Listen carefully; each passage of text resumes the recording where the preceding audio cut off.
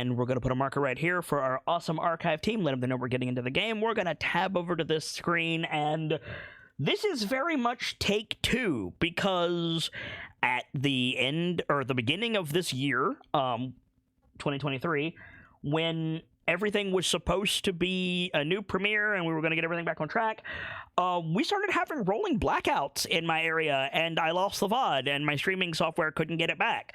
So we're going to try this again. Couple of quick notes. First of all, new background, some new character art coming. As always, thank you to the people who helped me make this stream, including my keepers.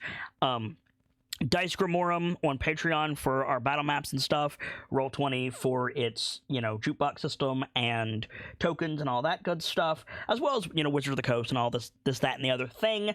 We're coming into a new year. I just want to make all of that stuff clear. But also, what else is new? Valerian isn't joining us tonight through no fault of his own.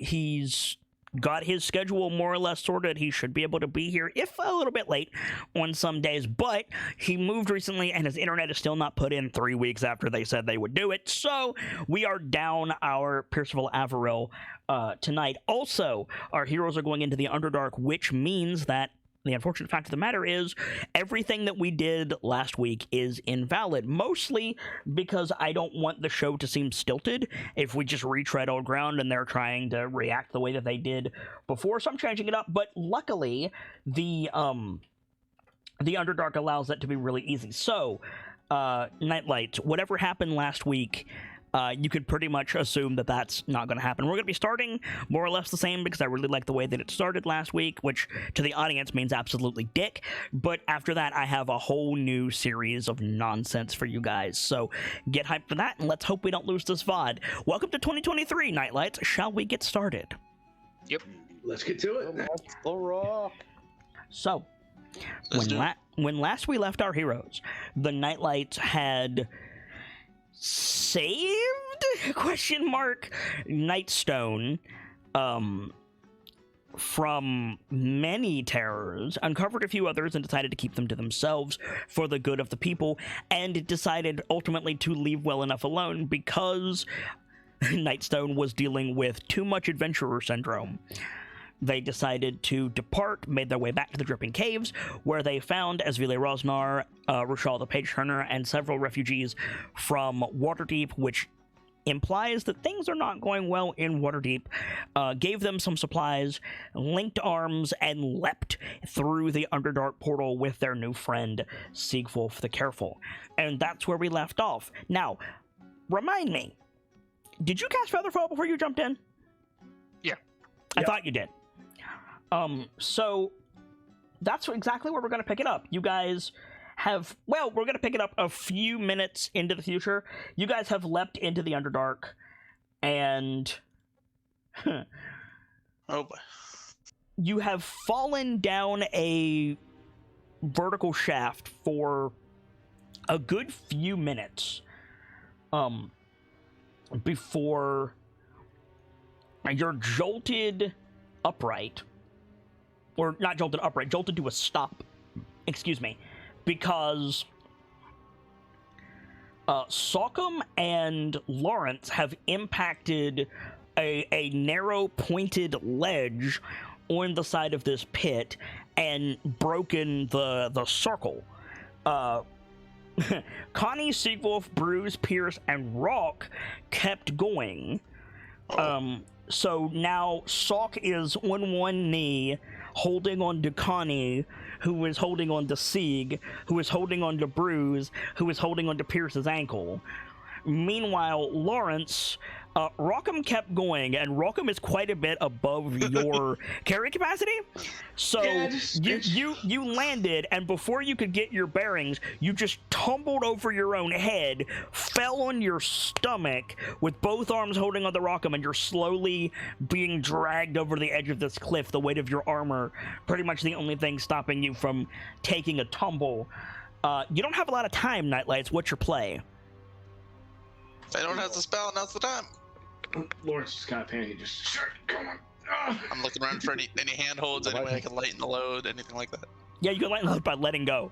Am I holding on to them with both my arms or both arms? You were initially holding them with one arm because the other arm was around Lawrence, but once you separated, it's not an action to just bring your other arm in and get a hold of Connie. So you're okay for the most part. Lawrence is in a bad way, however. Lawrence, your shoulders are over the edge and you're sliding. I'm either gonna need to let go, or I'm gonna need like a feather fall or something of that nature, or see how far the floor is below us.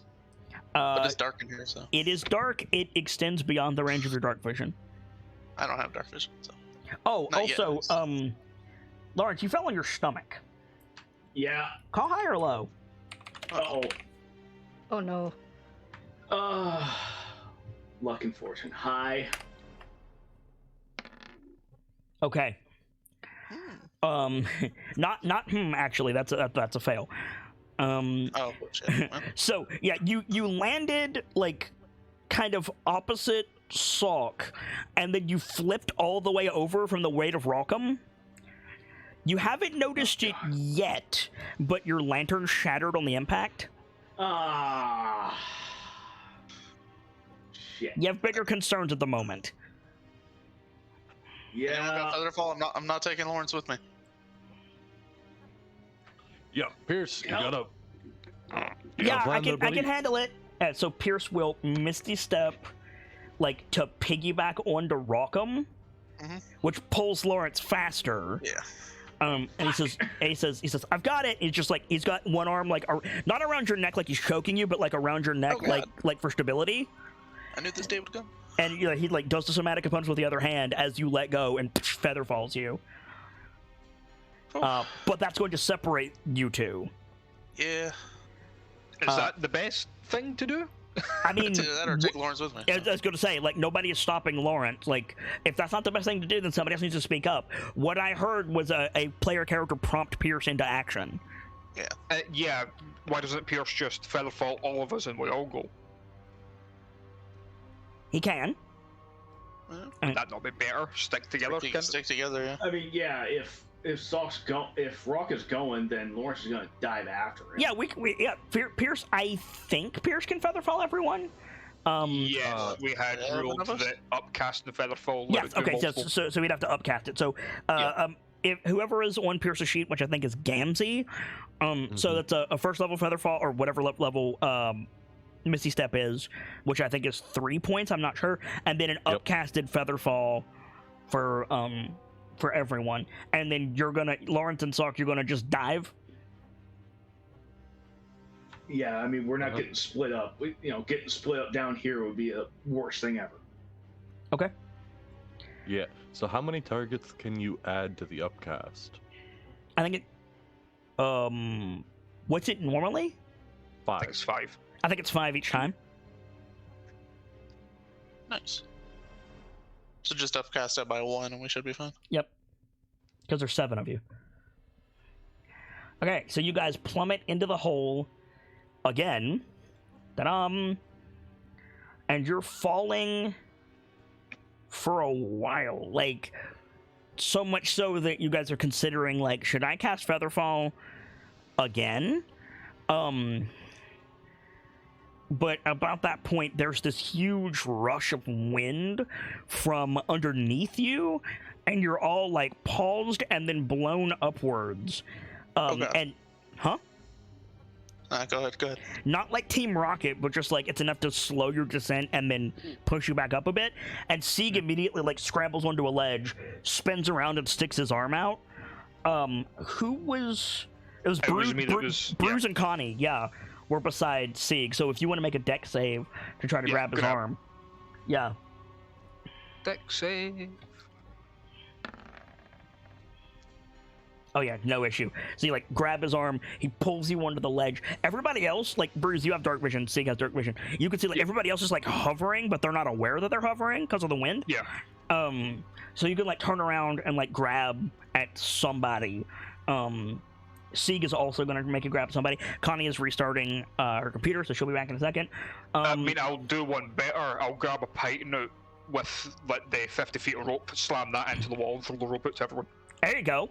And you throw the rope out. So, everybody else, if you can see, which Lawrence, your lantern is busted, so you guys don't have a light source currently. Yeah.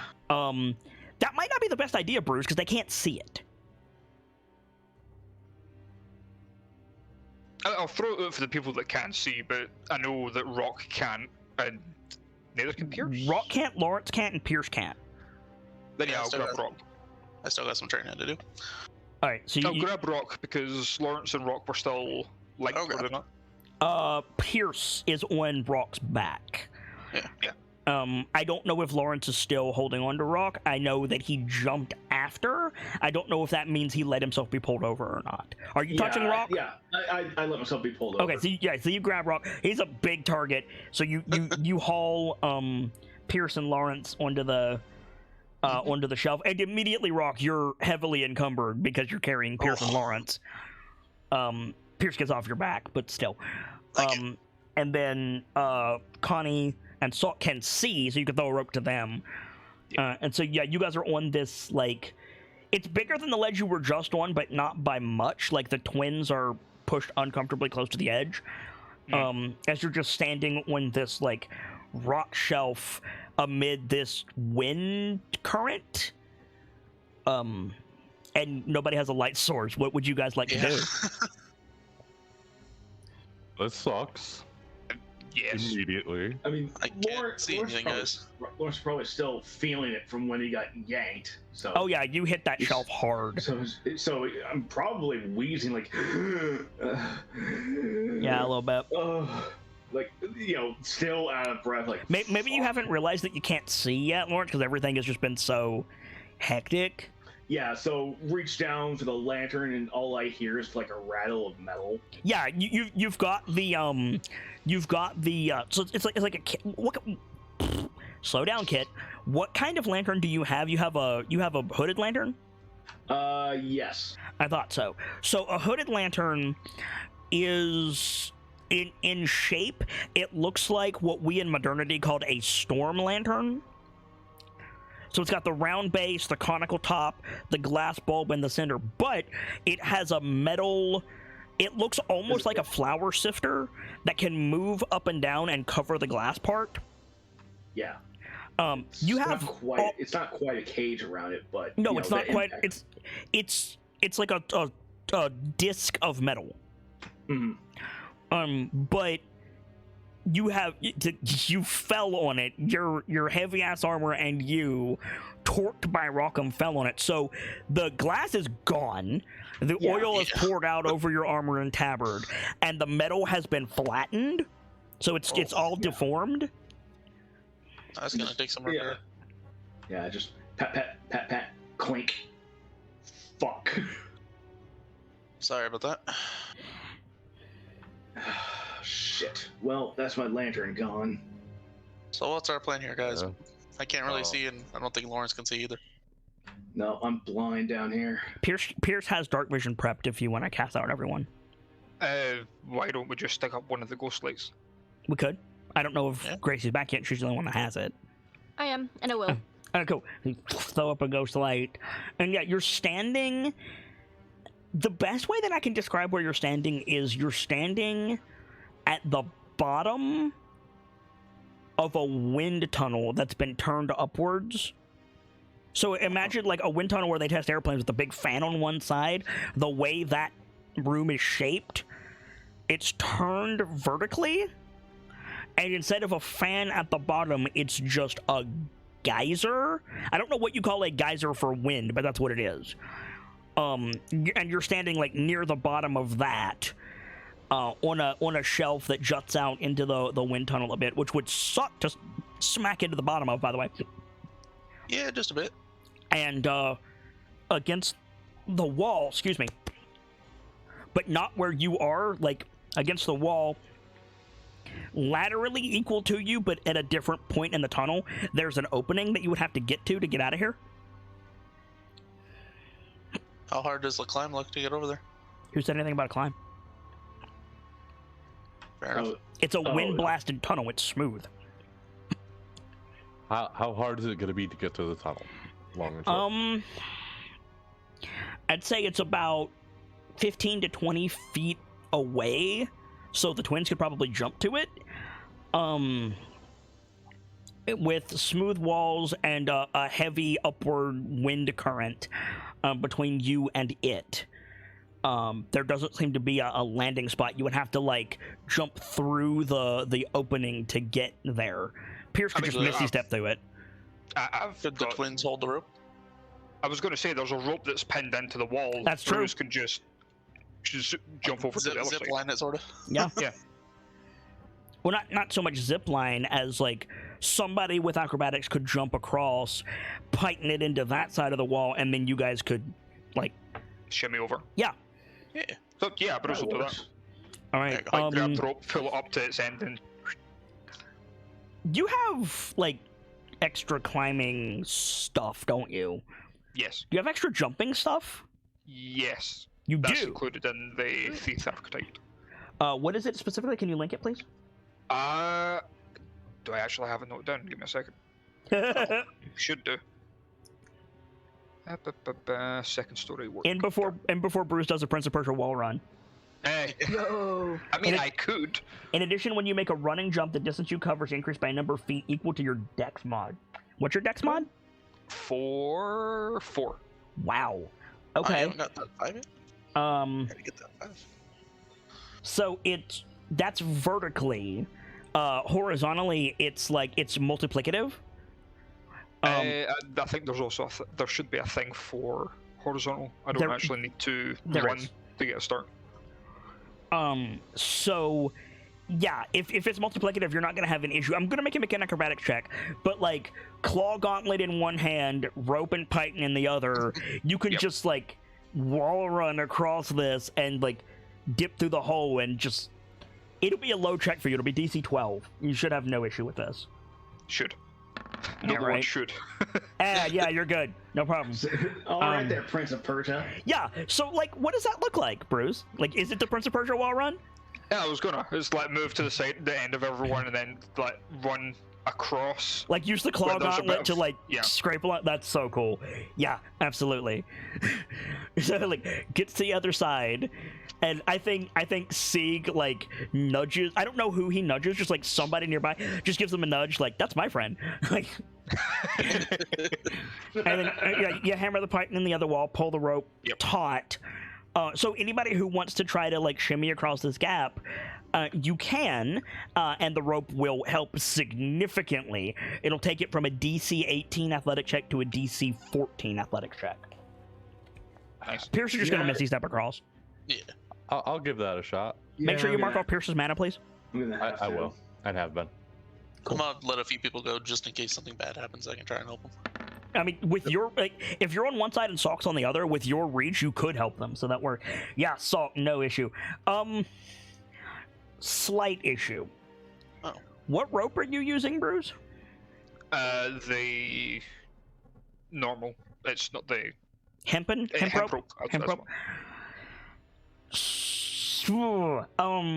So like you pass the check, my guy. You're good, but you are a large man. Yes. And you're carrying a lot of gear. The rope is not attuned to Diriak's gauge. Okay, yeah, that's fair. So you're looking at between Diriak's gaze, Realizing I probably should have just Eric'd across instead. Oh boy. You being close to 4 digits, if not more. I think that's reasonable to say. You've got to be pushing it because I'm at least 600. Plus all your other gear. I think the break strength of hemp rope is 1,200 pounds. I think. Check. Which is normally a complete non-issue for D&D, right? Like, but this is also us. Yeah, Salk is so big. I guess it depends on diameter.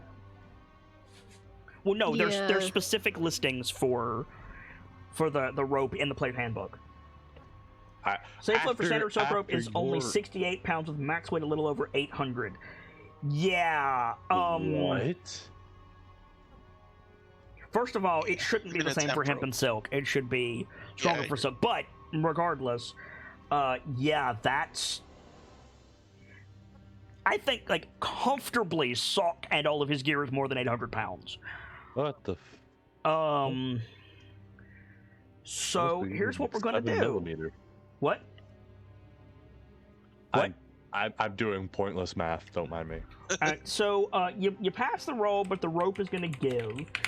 Let's find out when the rope is going to give. Call high or low. High. Okay. So. Oh no. Make a dexterity saving throw before I resolve this. Would danger sense apply? I don't know how danger sense could help him here. It's just advantage. I know it gives you advantage, but like fictionally, I don't know how it would help. Out of curiosity, how far away is he from us when the rope breaks? That's going to depend on his dex save. Alright. Feel the rope start giving out and just try to like lurch forward. I don't know. I mean, okay. Okay. I mean, I would say the danger sense would let him get a reaction. Well, The dex save is his reaction. Okay. Yeah. The danger sense just applies as advantage if it's applicable. Like, you can usually feel when rope is about to give out. Yeah, exactly. And you do have danger sense. So like what do you think of, like, fictionally, it's like you grab the rope, you start to pull yourself up, and before your second foot leaves the ground, you're like, nope, that's not gonna work. Yeah. Because you passed the danger sense roll. Like, I think that's reasonable. Yeah. So, I'll be skipping on the rope. You guys go ahead. Which means Rock probably won't be able to do it. I'm pushing like 700 now. You should be more than that. You're twins. You have also My mentioned weight in the Rock. bio session says 600. You've also mentioned that I'm going to be more than Rock. Yes, but not by 400 pounds. You're not. It'd be It's more probably like because of his. like 50 or 60. Maybe it's because of his gear. Is that what the difference is? Well, no. The difference is you haven't updated your thing in a bit. Well, what should it be? Because I'll update it now. Like, when you became a large creature, statistically your weight increased. So, like, I would say you're at probably 860, something like that, and Salk is pushing like 930, something like that. I've and updated then, We'll write that down. And then, yeah, like Salk is carrying a great deal more gear than you are, but build-wise, you should not be that different. Yes, Salkum has more muscle, but Rock has a lot of muscle too. He's a runner and an archer. I'm just saying, in amounts of like pure number of gear, I have the least in the group. Except for the shield. Yeah, no, I mean in like pure numbers. The shield is the heaviest thing I own by magnitudes. The shield is the heaviest thing that KnightLites own by magnitude. Yeah. Yeah, like even on my sheet, everything else is like, excluding the shield, the heaviest thing I have is 3 pounds. Yeah. So. If I. Go ahead. If I use a wolf form and use my quadruple long jump, would that be far enough? Oh, easily. You could probably do it without the wolf form. How tall am I? You are like exactly 10 feet. Rock is like. Yeah, mine says 9'9" currently. Yeah. He's a little bit shorter because you got that that growth spurt. Right. We're like 19 or something. Yeah. Yeah, 19.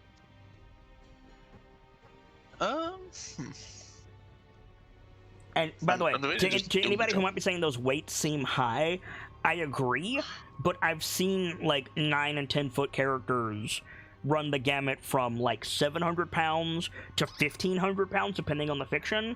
So like I'm splitting the difference.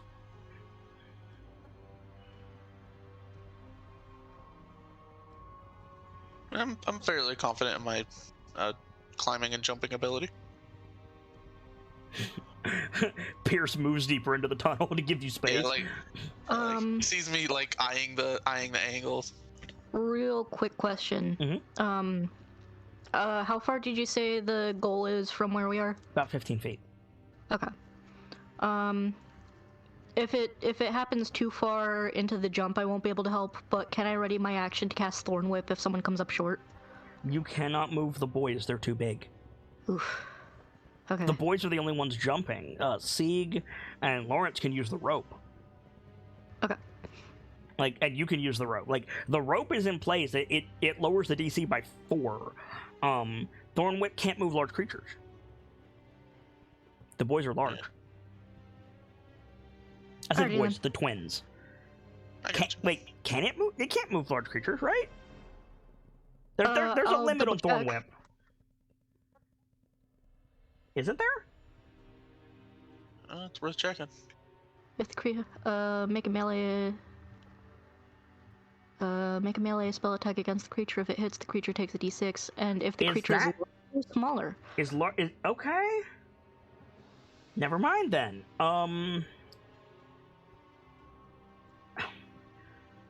Okay, so that's what the spell says it can do. That's what you can do. I have a question though. Okay. If you're planted on the ground and the bad thing is planted on the ground and you drag it across the ground, like, that's one thing. If the creature is actively running away from you, like let's take the standard large creature, let's take like a cow, right? Okay. And it is actively running away from you. You use your attack of opportunity to Thorn Whip, and you could spin it around and drag it closer. That's a feat, is what that is. Like, I don't mean it should be a feat mechanically. I mean that is an impressive thing to do. If the thing is jumping in free fall, I feel like that's harder. That's valid.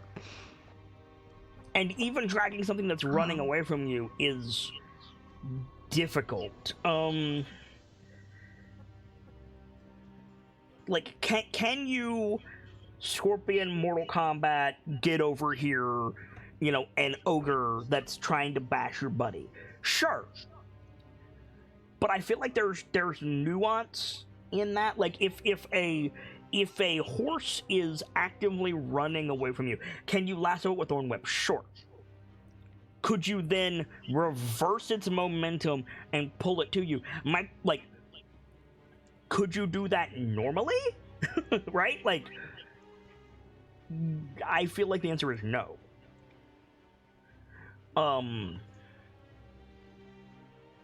It doesn't say that the rope makes you stronger. It just, like, I think a normal whip can do that too, I think.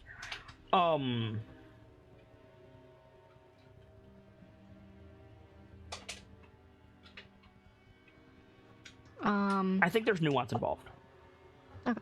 So, what would you say the ruling would be for this instance? For this instance, I would say you could counter the twins' momentum to, like, a degree, but gravity would affect them as you're pulling them back, and you would risk hurting yourself. So, like, there's also the likelihood that they would smack into the ledge or go under the ledge and drag you over it. Okay. And again, you risk, like, pulling your muscles hard. But also, the only one you need to worry about is Rock, and Rock will probably make this jump. More so, the thought was in case someone fails their DC by, like, 8. If somebody fails their DC by 5 or more, Salk is on one side and Rock is on the other, and they are much stronger than Connie. I'm not saying don't try, and hell, your Thorn Whip might slow them down enough for Rock or Salk to grab them. But just keep in mind that, like, the twins are there for that. See what I'm saying? If something goes terribly awry, I can just drop to keep them in my sight and then Tail of Eric. Yeah, and he's got a point. So Sock, you're going to tailor it to the other side so that we have a Goliath on each side. Lawrence, you want to go first? Or you want Sieg to go first? Sieg is bigger than I am. But you weigh more than Sieg. Oh. Sieg is wrapped in metal. Or, excuse me. Lawrence is wrapped in metal. Sieg is wrapped in fur. Sieg is bigger. Lawrence is heavier. Honestly, with the twins on both sides, I don't see any reason that I couldn't go first. Okay. Make an athletic check. DC 14.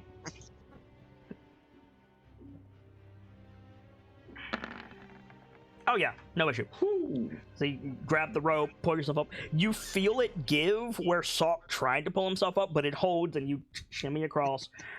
You probably like shimmy over Sockham's head and drop down in the cavern behind him because there's not really anywhere for Sock to go. Yeah. And then Sieg will give it a try. Dopey is demanding all the belly rubs. I should have had Sieg's sheet open already. I apologize. I did not. Sieg has a sheet now, by the way. Hooray! For the sake of the VOD. Athletics from Sieg Wolf. Ooh, okay. So he doesn't fail by 5 or more, but he does fail. He goes to pull himself up, and he gets stuck like a quarter of the way across. Dang it. I was just a little too slow. I was going to call guidance. I think, like, be faster next time, but I think that's your one for today. Okay. Yeah, no issue. So he gets stuck, and Sock is like, it's just around your foot. Move your foot to the left or whatever, and gets him unstuck and comes down on the other side, leaving Connie and Rock on the original platform. You want to go first, or am I going? If you don't mind. And she'll try and cross. Athletic check. Is it your athletics or your acrobatics that sucks, Connie? Acrobatics sucks. Can I make a point? Okay. Before you touch your dice. Yeah. Do you not have a spider? Unless I've probably found a different spider, but the spider form I had been using got locked because of the deal with Volentiger. So there's also birds and things. Well, there's a heavy updraft. A bird might not be great here. That's true. But like, I'm surprised you don't have a buggo of some description. Hang on, let's see. We're in the Underdark. She will. Yeah, she will, but like, and also keep in mind, like, that would be burning a wild shape. I don't know if you want to do that, but like, it's an option. Do you think you can pass the DC 14 athletic check? Fairly strong. I'm going to guidance myself and give it a try. Okay, then yeah, shouldn't be an issue. That makes it a DC 13 minimum, DC 10 maximum, which is like, that should be easy for anyone at y'all's level. Yeah. Give it a go, Connie. Oh yeah. Oh yeah. Right. Connie is like better than both of the boys that just went across. Damn. Alright, make some space. I mean, Lawrence is backing up down the tunnel. Well, yeah, like you, like everybody except Sock. Sock, are you backing up for your brother? Oh yeah, but I'm keeping my eye on him. What? Well, yeah, of course. What are you doing about the python? Are you leaving it? I'm the only one on the other side now, right? Yep. Is someone holding it, or is it attached on the other side? It is pythoned on both sides. So on my side, take that python out. Make a strength check. People on the other side can hopefully pull it up. Yeah, pythons once they're in are very hard to remove. Make an athletic check. Athletics or strength? I would say athletics would ostensibly be better for you. Yeah.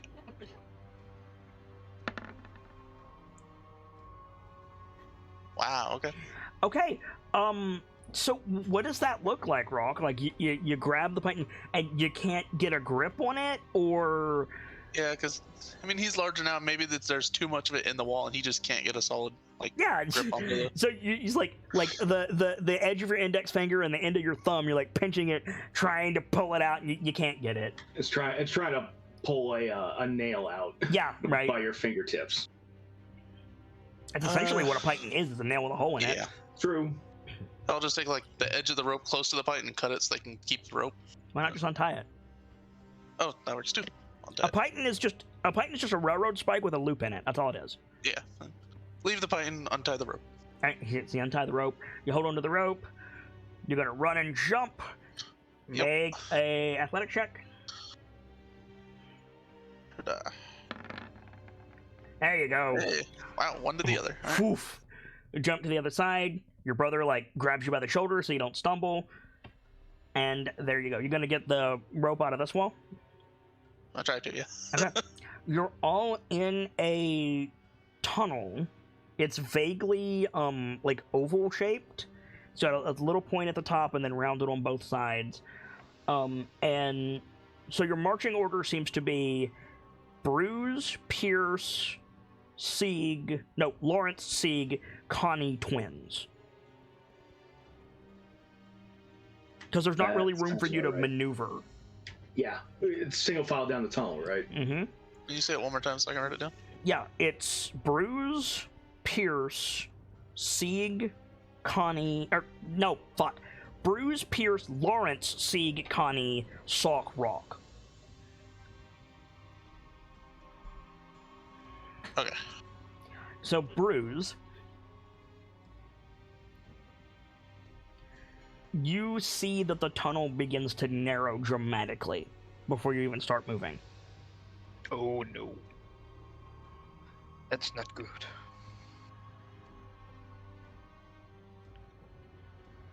I'll relay that to the ones behind me. Pretty much. Or do we want to continue down this way, or How small are we talking? Do we have? how small are we talking? You will have to crouch. The twins will probably have to crawl. Oh, okay. Is there another route? There's whatever's behind you, but the twins are filling the gap. It could have moved by now. Mm-hmm. Knowing that it might not be there anymore, I look behind me and see if there's any other holes or anything like that. You have dark vision? Good point, never mind. Although the light might give me some sort of sight, depending where it is. The light is with Connie, who is in front. Salk is between you and the light. Yeah. Fair enough. Right, but I could move it if you want. Yeah, if you want to move the light, I'll look around see if I see anything. But... Sure. You want to swing the light behind Rock? Yep. So Rockham, directly behind you, the stone seems to turn into flesh, and there's a uvula. I'm sorry? We're not going that way. There's something big and living down there. So forward it is then. Yeah, relay what I see. You don't know what a uvula is, do you, Brown? Nope. The thing in the back of your throat? Gotcha. That's a uvula. It looks like a throat down there. I think is what he would say. Let's just keep going then. Yeah, narrow tunnel it is. Okay. You can have your lights back now. Yeah, I'll move the lights so we can see what's ahead of us. So medium creatures, you're not going to have too much of an issue. Sieg and Bruce are going to have to crouch. Twins, you need to make acrobatics checks to get through this tunnel. Especially Salk with the shield. Wiggle, wiggle. Are we applying guidance, Salk? She can guide herself, you may as well. But... Alright, I'm assuming there's noise behind you. Okay. Understood. Was it acrobatics? Acrobatics. No worries. Okay, so you both pass the DC. It is a slog. Ugh. There is an odd rumble under your feet as you travel. There's just several times that Sock seems to get stuck, and either Connie or Rock has to, like, maneuver to pop him out again. Everybody is tired. Like, the medium creatures can walk, but you still have to, like, duck your head and move your shoulders and stuff.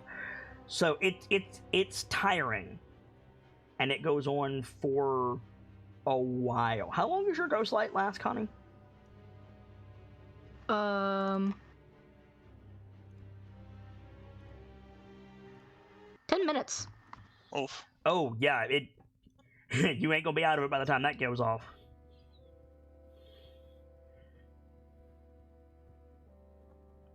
Do you want to reapply it? I will do so. 10 minutes go by, goes out again. Oh, it's worse because you know how long we've been down here every time it goes off. Crawling through this tunnel. I mean, unless we want to turn around and see if there's anything different back the way we came. Do you want to send a light down here? Alright. I'll send it back. You casting it again? Yeah, I'm keeping it up as much as we can. Okay, so so you're on cast number 3 of Ghostlight. Yes. You send it back behind Rockham. Rockham. Uh-huh. You are face to face with a creature. The creature would be small if not for the giant backpack it's carrying, with a fishing pole stuck out of it and a lantern in front of it, since the lantern's not currently on.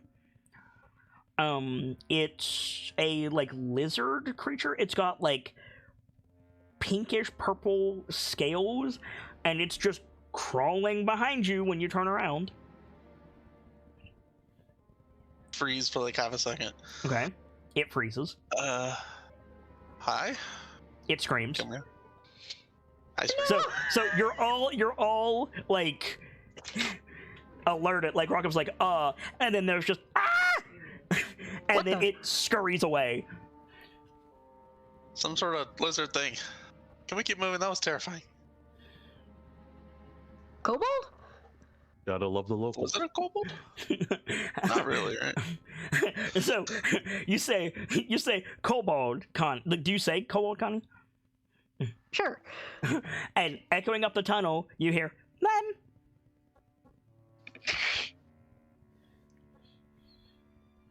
Lem? Or not? Lem. Lem. Is that its name? Or? Nice to meet you, Lem? Not Lem, Mlem. Mlem. Nice to meet you, Mlem? Lem. Very slowly, a purple head appears at the edge of your dark vision.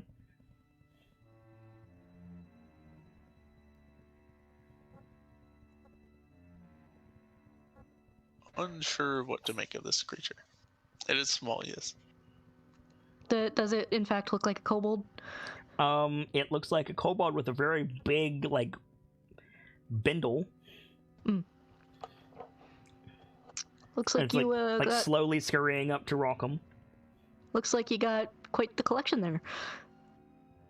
Mm-hmm. Mlem. Every time it says Mlem, it licks its eyeball. Aww. Don't suppose you know a way out of this tunnel. Forward? Fair enough. Mlem.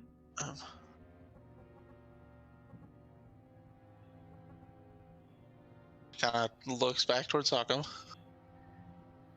Can't really move at the moment. We good? I think it's friendly. Don't want to go that way. Why? What's that way? Kobold Warren. Nilbog Warren. Oh no. Connie probably has no context for that, but I know what a Nilbog is. Not what? No, Kobold Warren. Oh, I thought you said Nilbog. Nope. Okay, Kobold Warren makes a lot more sense when in context. Huh. And Why is that a problem? And what's a warren? Cobalt? A nest, a den. Gotcha. Well, yeah, I'm just confused why that's a problem. They're pretty nice. Wait a second. The things that attacked me in ALA, those are kobolds, Those were kobolds. And then Lawrence is just subconsciously touching his burn scar, like, Yeah. shit. As Stockholm said, Let's not go that way. There's also that kobold sock off in that field one time. Yeah. When he said that, was he pointing behind or forward? I'm not pointing at all. Which way was the warren? That way? The way we're going? Yes. Ma'am. Um, There they go. Are the kobolds hostile? Do you have trade? I think we do. Want to trade? Perks up immediately. Quietly look at their inventory. are we still in the crawling? Yeah, hole? you're still in the. Hey, Mlem, buddy. We can't move in here. It's too small. We can't trade yet. Yeah, we need to find somewhere bigger.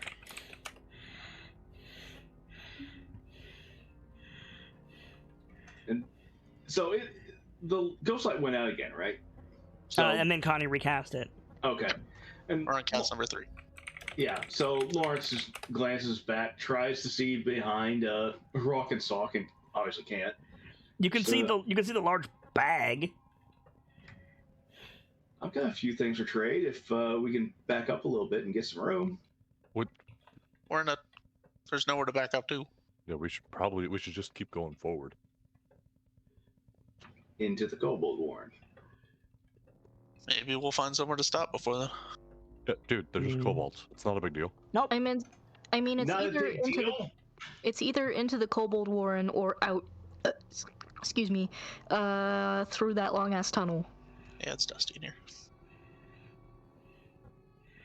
I mean, How far is the warren from here?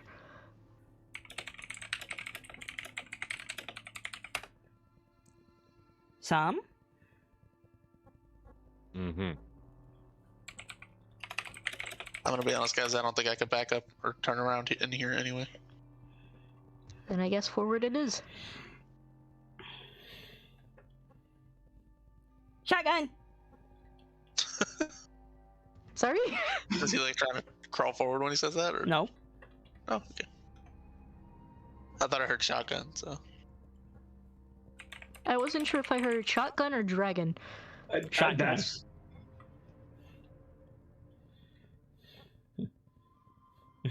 Shall we continue forward then? yeah, I guess we keep it moving.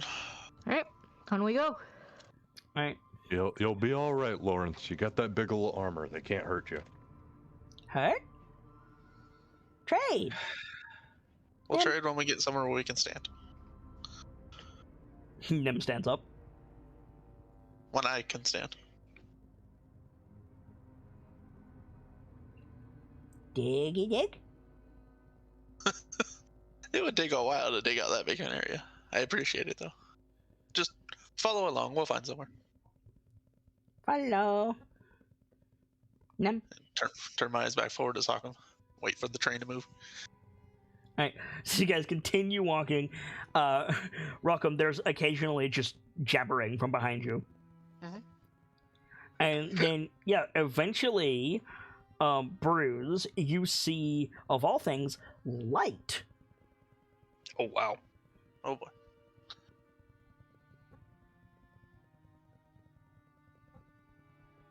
And what is in the light? Well, you stick your head out into a wide cavern. There's light of some description. You're not sure if it's sunlight or not, filtering down from some holes in the above. There's several waterfalls streaming down. The floor has a thin layer of water on it, and also is covered in bones, which is disturbing.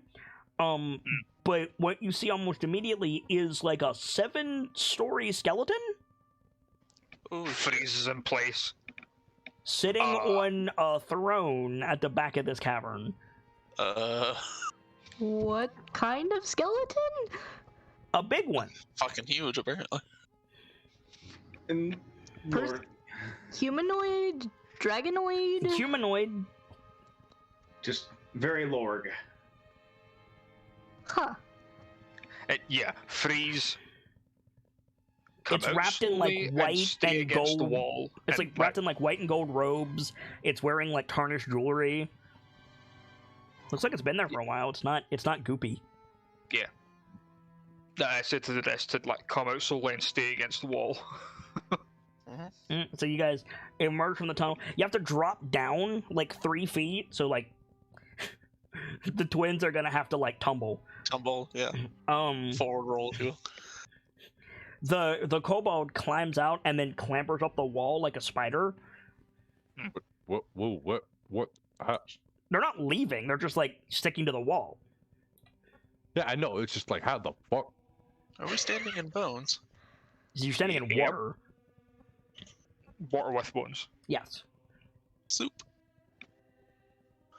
Lawrence just looks around like, well, this is a lovely place. Nem. So, about Trade? that trade.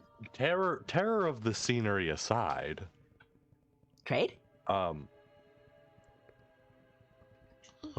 what do you have to offer? Like, the kobold tries to get its backpack while clinging to the wall. It doesn't really work. Yeah, that tracks. Nem?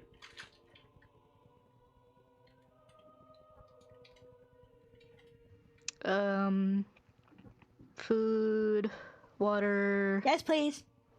But no, I meant, do you have any? Yes? What do you have to offer, friend? Pretty rocks. Pretty rocks. Lawrence is a little bit of head tilt. Like, the kobold, like, clambers down, like, finds a pile of bones, flattens it out with their tail, sets the giant pack down, pulls a string, and it opens like a market stall. Oh, that's awesome. Whoa! Impressive. Kobold junkmonger available. Vendor unlocked. Yeah, basically. Nice. Oh yeah, have a look, see what they got. So adventuring gear in the PHB, within reason, and like stone-based stuff. So rocks, gems, ores, etc. Any super valuable gems? Are you looking through their pretty rocks? Sure. So, make an investigation check. But like, Nim is providing commentary every time you pick up a rock. I love it. Like, it's like you pick up like a ruby that's mostly encased in rock. It's like, he's like, oh yes, dragon's eye. Wow, these are really nice. I mean, what part of junkmonger makes you think there's going to be like particularly valuable things here? But like, I'm seeing like maybe 3 gems in his lifetime. yeah, so. right. It's gonna be like unworked stone and Rubies in the raw. basic stuff. Yeah, correct. Like it's like stuff that looks interesting to a kobold. Does he have a lantern to replace the broken one? That's Yes. exactly what I was thinking of. They have a lantern hanging from the end of their merchant stall. And So yeah, I think she just like elbows Lawrence and points at it. yeah, just Lawrence is already eyeballing it. Reach back to the haversack where he's got the extra grappling hook hung off it Mm-hmm. because we haven't had a need for it. So grab that, grab what's left of his current lantern, Mm-hmm. and just be like, would this be a decent trade for that? Like, you point, Nem looks up, it's like, broken. Lightbox broken. You don't want pretty rocks? Want pretty rocks too, but want that first. broken. You know, Lawrence will Sorry, nod. is he trying to say that the one he has is broken, or that Yes. the one that you're trying to give him is broken? I mean, both. But, like, whenever Lawrence points at the one that he has, he says broken. Okay. Hold on. Try. How about this one for you? What about shiny flat rock? Pulls out like a silver coin. Dwarf coin. No, thank you. You know what? I'm gonna apologize to you. You're smarter than I anticipated. Thank you, Lem. Do you have any caltrops? No cows. No, caltrops, the little pointy Little thingy people spiky. step on. Yeah. Oh, Rock. you mean mud Rock. pies. What? The thing people step in, mud pies. Rock, I have caltrops. We don't need some. Good to know. Well, you know, if they won't offer their lantern, I can at least look at the gems too. And given I've got, I mean, they're all- he didn't say he wouldn't offer it, he just said it was broken. I mean, I'd still take it in trade if he's willing to part It with it. couldn't hurt to have There. another one if we fix it up. Yeah, Fix? good. Fix? Fix? Fix? Okay. I think Sock's like keeping a hand on one of the others while like looking back at the cavern behind them. Yeah. This place is fucking big, and that man, I do not trust him. Looking Ain't- through adventuring gear right So now. if you want to look at the gems, make an investigation check. I say gems. Rocks. And this Lawrence will just eyeball, you know, Lim's lantern and just think I might be able to fix. Could I take a look? The noise that the kobold is making is mlem. Ah, They have okay. referred to themselves as nim. Oh, okay. I Oh. wasn't sure if I was mishearing or not. I didn't pick up, so there we go. I could take a look, maybe fix it for you. Fix 4? For you. Fix 5.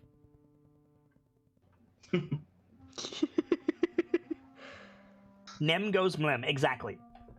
Yeah, there you go. Could you make an Arcana check for Pierce? Yes. Oh, good idea. Yeah. So Pierce goes, like, aside to one of you, is like, why does this kobold have a lot of spellstones? He has what? And What? Lawrence will pause, like, oh. It's the Underdark. Underground. Everywhere is underground. Sometimes. Hey, no. kobold, nem. Kobold, nem. He has a name. Use it. Where did you get those? Bugs? Bugs. Bugs. Bug. Bugs. What Oh. kind of Oh. bugs? Big bugs. Oh, that's context from the last time. I'm going to keep that quiet. Do the big bugs trade shiny gems? No, silly. Eat them. Oh. Huh. Interesting. And then big things, black bugs, take pretty rocks. Them. Huh. Well, that works. Could you make a nature check for Pierce, please? Nature. Interesting. So Pierce goes, hey, kobold, nem. Why Hasn't don't it? you go to the Warren? Trade? Nem wonder trade. Pierce turns to the group. Kobolds get smarter the more of them there are in a vicinity. What, like some collective group thing? Things? Something like that. But there must be Jesus. a lot around. Either there's a lot of them around, or Nim is just exceptional. Not really, Sokum? I would say frustrating. Would these stones you speak of work in the way that, like, the ones you've used before work? Like spell storing stones? I don't think so. They need to be refined and enchanted. But it's the base material, or something like it. Want trade? So between you and Lawrence, do you think you could make some? You know, I'd be happy to look it over because I got geology and mineralogy out of it. Maybe? I'm not sure. Hold on. Like, turns back to Nim. Do you have any magic rocks? Nim? Maybe. Does floating rock count? Yes, Yeah, floating nice. rock does count. Yes, that definitely counts. Nim Floating rock. That took me a second. Nim has floating rocks? You have more than one? No. Do you have one? Yes? Nim? Can we see Can it? Trade? Maybe. Would you trade it for fancy rope? Fancy rope? Pulls out That's one not of his pretty rolls rocks. of rope. Trade for pretty rocks? I have megalodon teeth if you'd like those. Mega what? Pull out one of the megalodon teeth. The rocks you can only get from deep underwater. Water rocks. Like, disappears in the folds of the pack, comes back out holding Nim is small. Keep that in mind. Comes back out holding a rock in both hands, lets go of it, and it just starts floating in place. Huh. Ooh. Ooh. That's interesting. Where'd you Arcana find check. it? Yeah, this is a floating rock, huh? Is that Pierce? Mm-hmm. Okay. So Pierce, like, looks at it, looks at Nim. You see him, like, make a face like he's, like, biting his tongue. He turns away, and he goes, "That's an ironstone." Shit. All right, well. Water rocks? Trade? Lawrence will start scrounging his haversack. He's like, "Ha! I knew I had this." He scrounges in the side pouch. Comes up with the raw sapphire he found earlier. You pull out the raw sapphire, and Nim, like eyes get big, like, "Ooh, tasty!" Got this. Tasty? And Lawrence will also pull out the little vial he's got of the blue quartz shards No.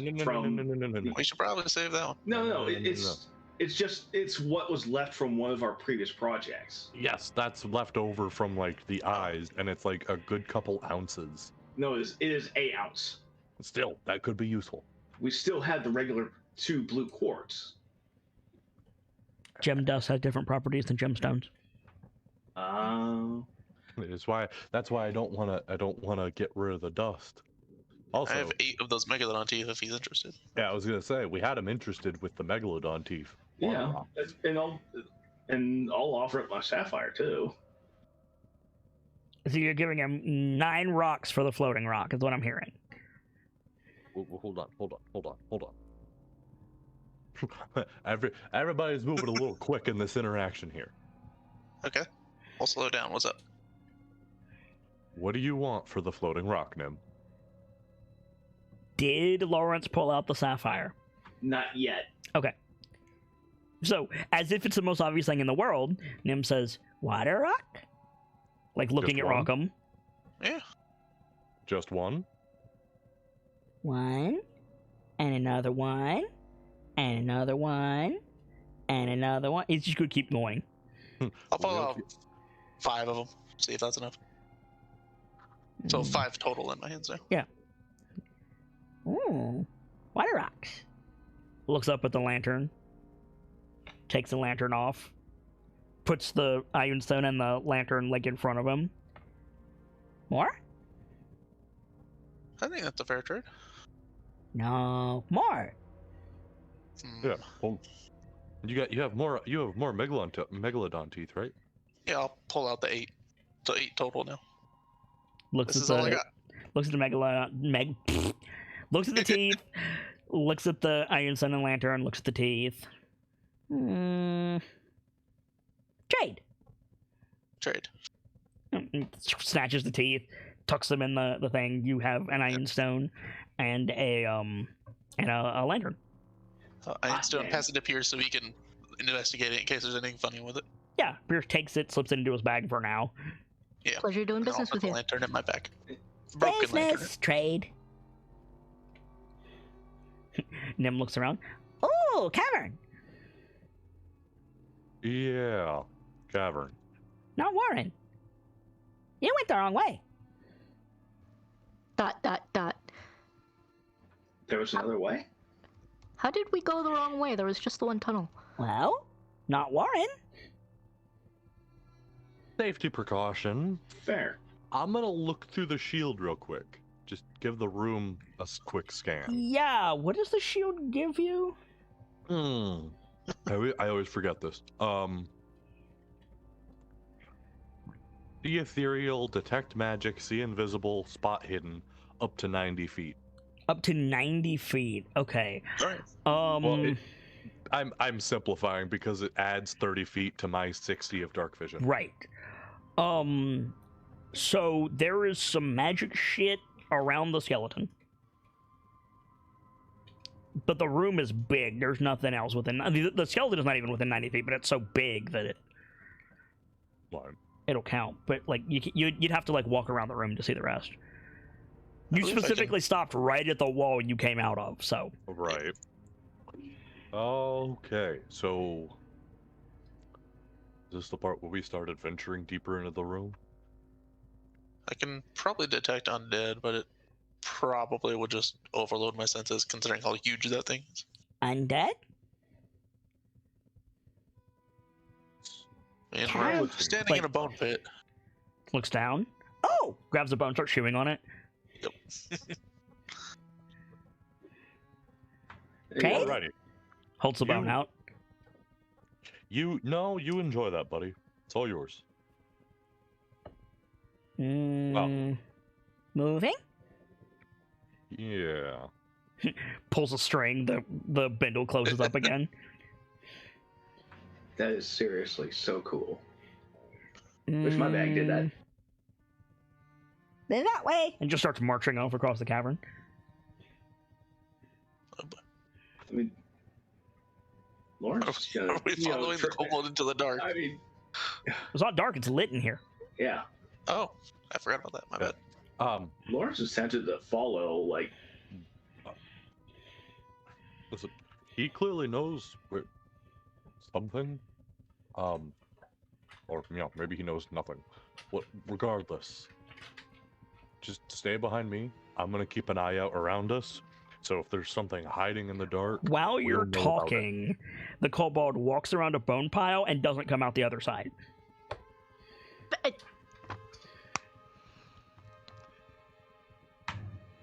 well, heck.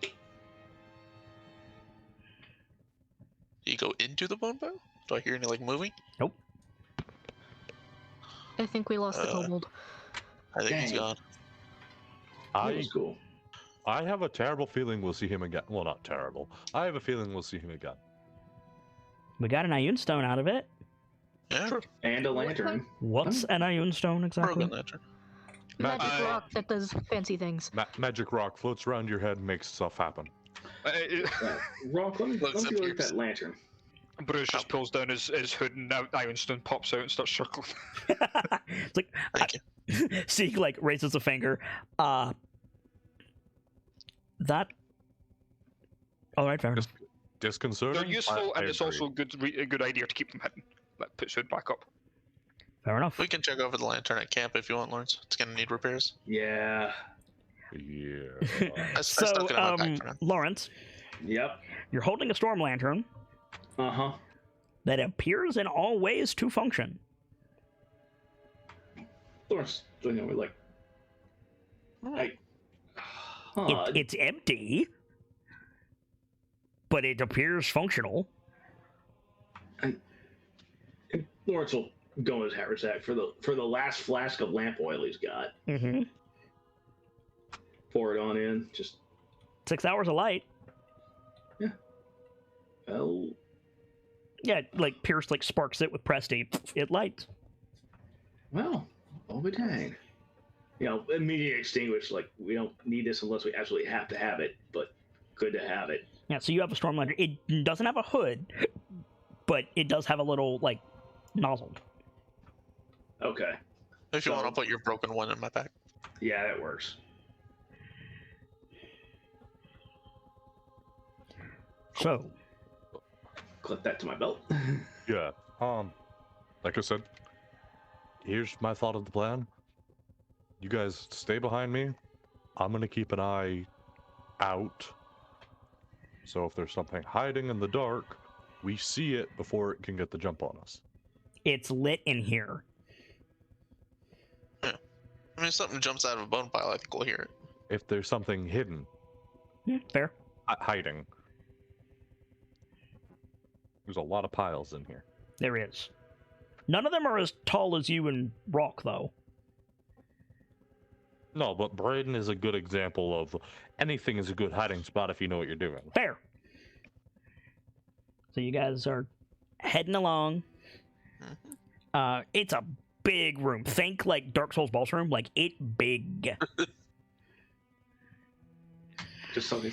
Why do I hear boss music? Oh, God.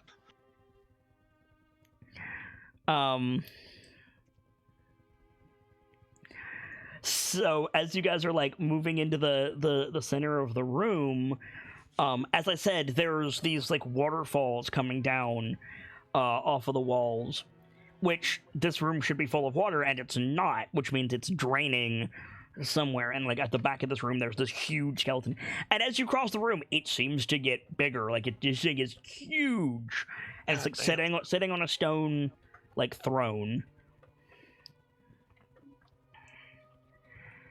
Well, But it doesn't react as you approach. I don't think I've ever seen anything that big. Yeah. So we're clear. I've been looking through Diriak the whole way we're marching. I assume so.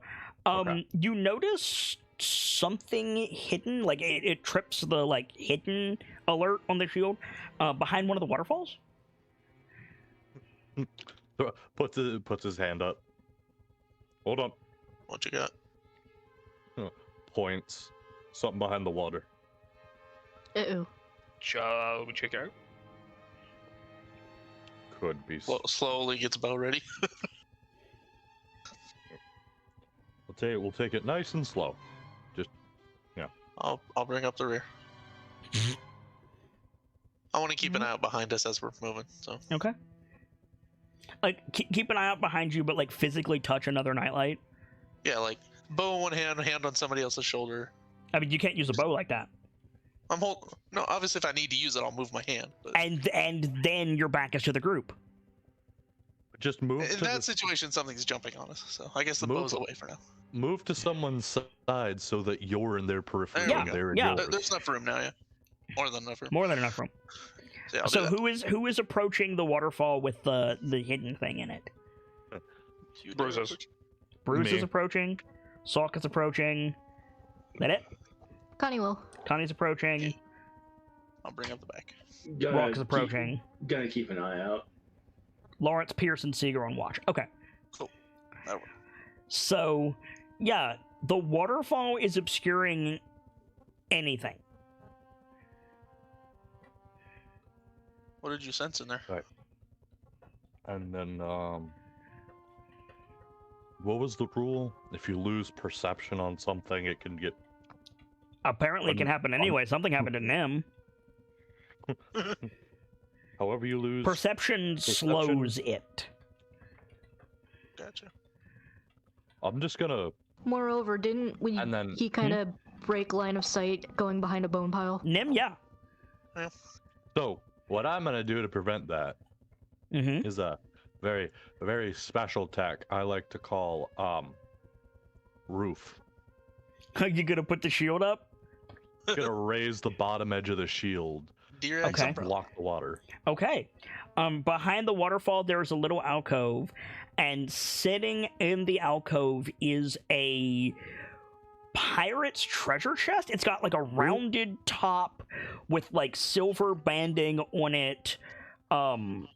Very brightly, like bright shiny metal with like this deep, almost like leather covering over it. Is there anything else around it? No. I'm looking around, checking for any, I don't know, traps, warnings.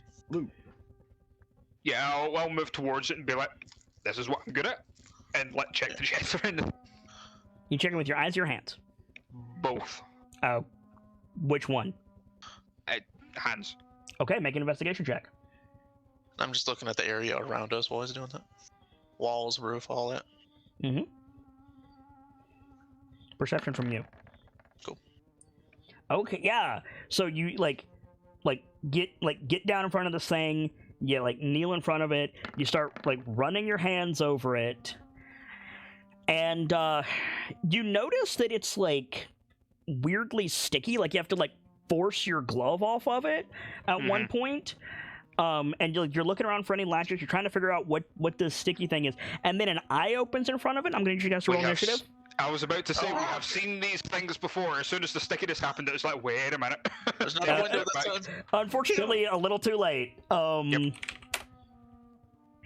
Here we go. We've been duped. Bamboozled. Do you need those to pull our tokens out so we can actually... Those of you involved, yes. I'm checking, I think, real quick. Hello, friends. Trying to make sure my advantage on initiative thing is still checked. Braden. This is why you don't skimp on your initiative. Yeah, initiative style advantage. All right. Oh, I actually have a token. As Kit always says, fucking Dex is the strongest stat. It really is. Motherfucker really said, me first, me first. How do we put ourselves on the thing again? You just drag your name, your character sheet, just drag it from the right sidebar onto the map. There we go. Connie, you said you were coming with us, didn't you? Yep. Where? There it is. I cannot pull your token out. That is a shit initiative for me. Okay. Why is Sieg on the board? Sieg didn't go with you. Is Sieg where's Sieg? Sieg, What? Lawrence, I and don't see Pierce are watching the cavern. Yeah, he's on watch duty. I don't see. Sieg... What? I don't see Sieg on the board.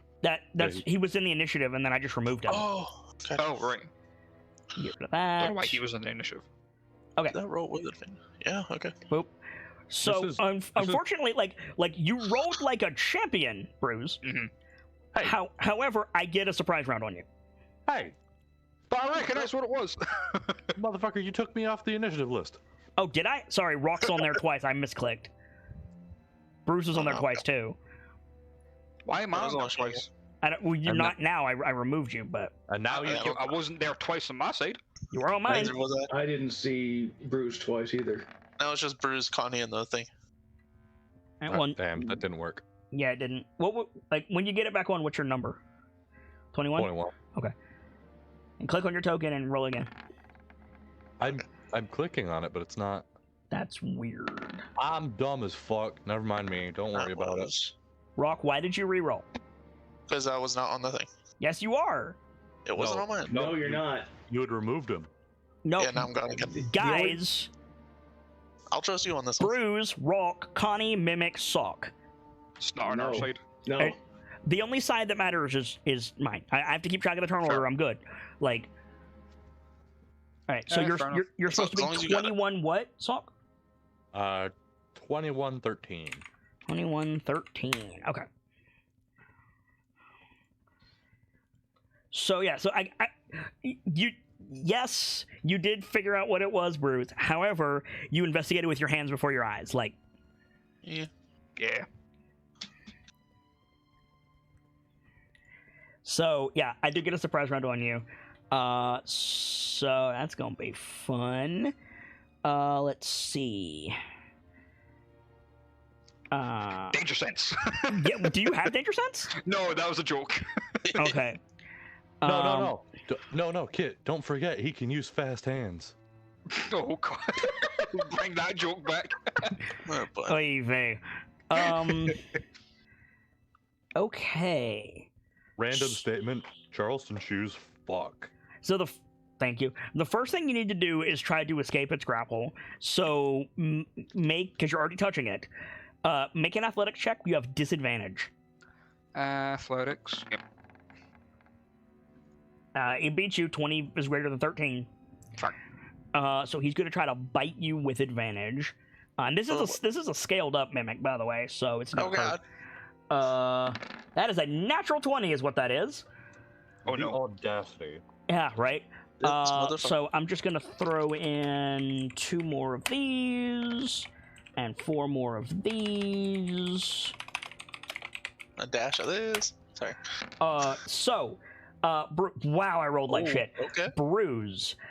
You're looking at 20 points of piercing damage. Okay. And 15 points of acid damage.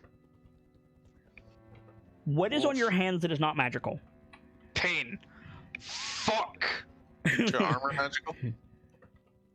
Yeah, what's on your hands that's not magical? The mana conversion device. No, that's magic. That's magic. Okay. I didn't realize that was magic. Okay, Do you wear gloves? That's magic as fuck. It's really just the hook gauntlet then. Okay. That's gonna take. Yeah, that's gonna take 15 points of acid damage. It's busted outright. Piss. And your gloves also are fucked. Yeah. But it's your turn now. I'm grappled, so I need to try and get out of that. Yeah, unless you want to headbutt it, that'd be hilarious. Funk, then try and get out. No, I'm gonna. What is it to get out of it? Athletics with disadvantage. Athletics. Okay. Oof. I rolled like shit. You're good.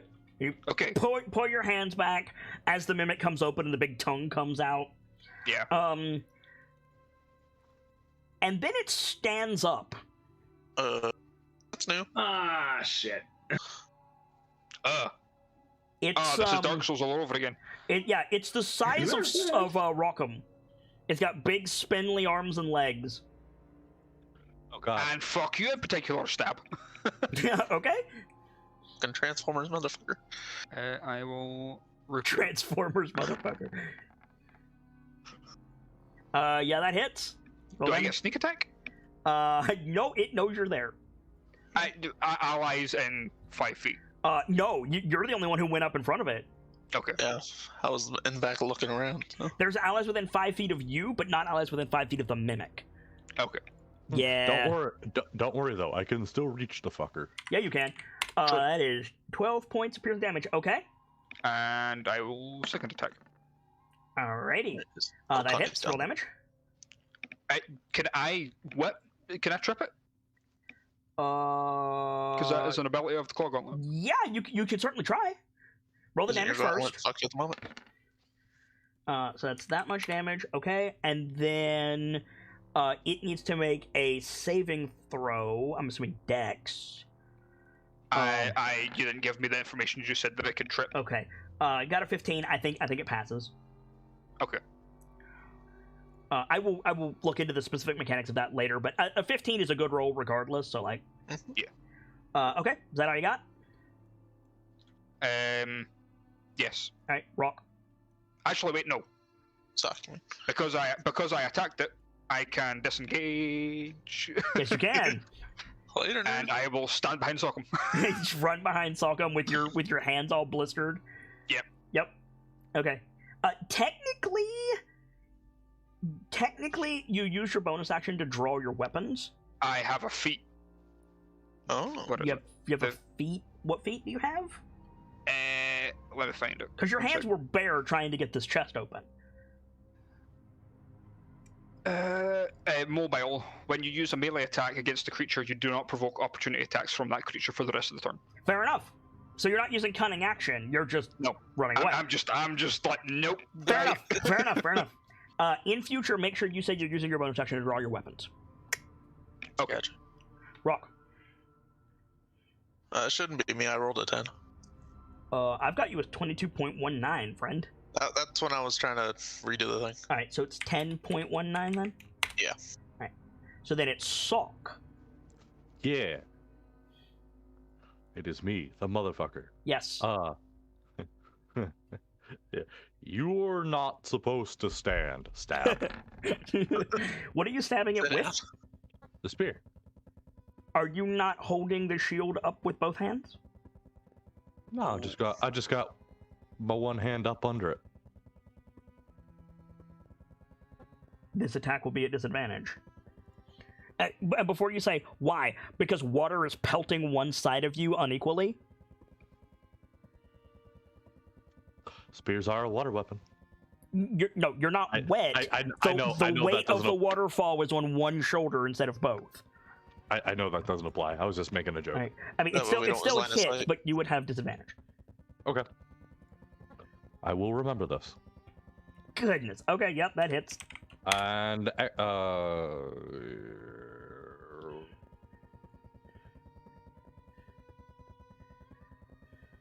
this is a mimic. It's a mimic. I'm not taking a risk. I'm interrupt the bonus action or the attack action. Interrupt the attack action? Well. So you're not attacking. I was gonna rage. You should do that first. It's fine. Yeah. Raid. So 20. Right. And then extra attack. Okay. Fuck it up. That hits. Roll damage. It didn't have a high AC. Yep. Okay. If I go for the bonus action, I have to use the shield, right? If I go for the bonus action, I have to use the shield, attack. right? Bonus action attack. Where is the bonus action attack? If I have, you cannot attack with gore again. You have to use your offhand. Okay, and the offhand is holding the shield, so if I wanted to, I'd have to do that. But then I'm losing sight, and I don't want to do that. Correct. Never mind. Okay. Connie. Cool. So. Also, first... your token seems to be jacked the fuck up. How much mana are you supposed to have? 61 out of 64. I just saw that, dude. Okay, for some reason it has you at 61 out of 57. Yeah, that's weird. Give me a second. Like, take your turn, but just, like, don't ask me to make a save or anything, because I'm dealing with this. That's fine, because I was still waffling on what I wanted to do. So, I'm going to...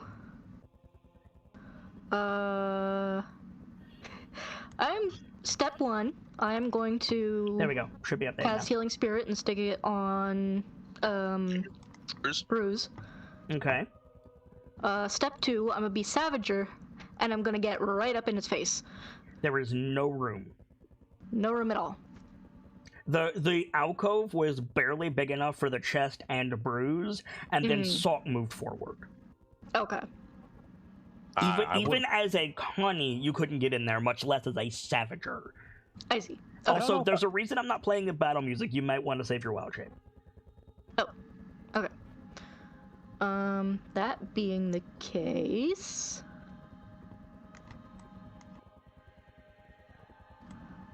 instead, I'm going to cast...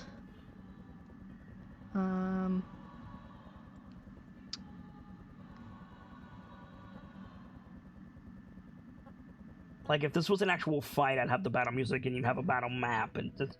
Yeah. Connie, I'm gonna throw you a bone and I'm gonna save your ADD overthinking everything. Okay. It's at 1 hit point. Oh. Just stab it. Cool. I'm just gonna Thorn Whip at it. There you go. It has an AC of 13 and 1 hit point. Just kill it. It's like one of us dealt 37 damage. Yeah, right? And his name was Bruce. You say that, yeah. I don't fuck all damage. You hit. Damage? Yeah. It's dead. You killed it. Good job. Cool. So it just, like, collapses in on itself, and its limbs kind of, like... Not literally, but its limbs kind of pour out around Salcom because it's so big. Oh. If I... Sprawl. If I never see another mimic, it'll be too soon. From across the cavern, you hear, "What the fuck is that?" A mimic! We handled it. Mimic. It's dead. Big ass mimic. Hang on. It's lucky we didn't have a window to throw it out of.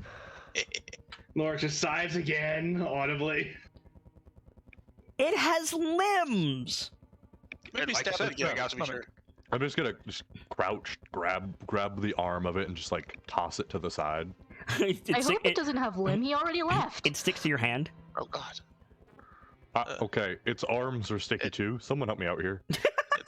Take the short sword. Can I grab his other hand and just yank? The monster's other hand or Sockham's other hand? Sockham's other hand. The mimic is free standing, so that's not going to do anything. Okay. Cut the thing he's holding like couple inches. Okay. If you try Oh, to instead cut of it, attached to the then your Short knife is swords gonna are get stuck. stabbing weapons. That's a fair point. If you I try only to have cut it stabbing with weapons, anything, oh your god. knife's gonna get stuck too. Yep. I have bows and short sword.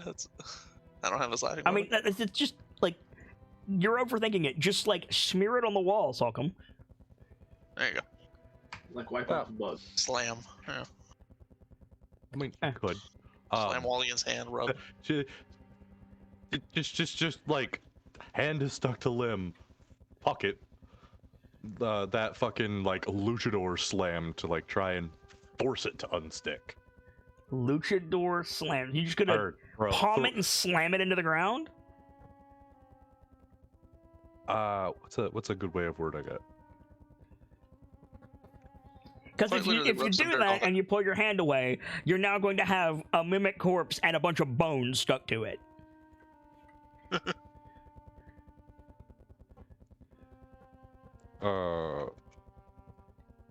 It's like waving his hand like there's something gross on it. Yeah. Kind of like a judo throw, but without making contact with the ground. Without making contact with the ground. So you're gonna spiral it into your pelvis? I'm confused. What? No.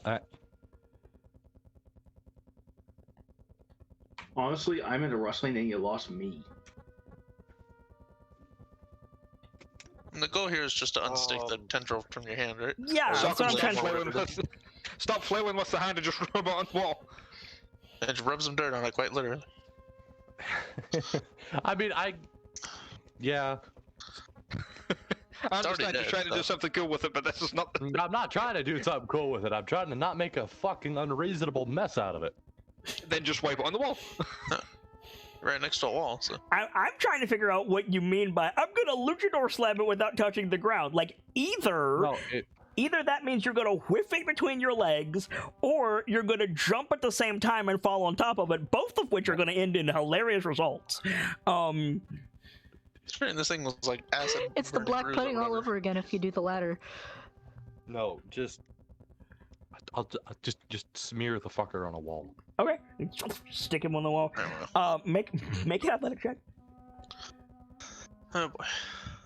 Advantage. Just don't roll a 1. Are you're still mad? Okay, fair enough. Yeah, I'd be so dude. you stick it to the wall.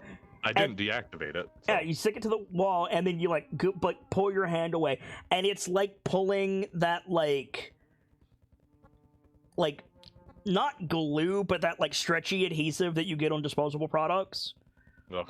So it's literally one of those sticky hands you get out of the vending Yeah, machine. except it's flesh. So it just pulls Ew. taut and then snaps back and kind of flops.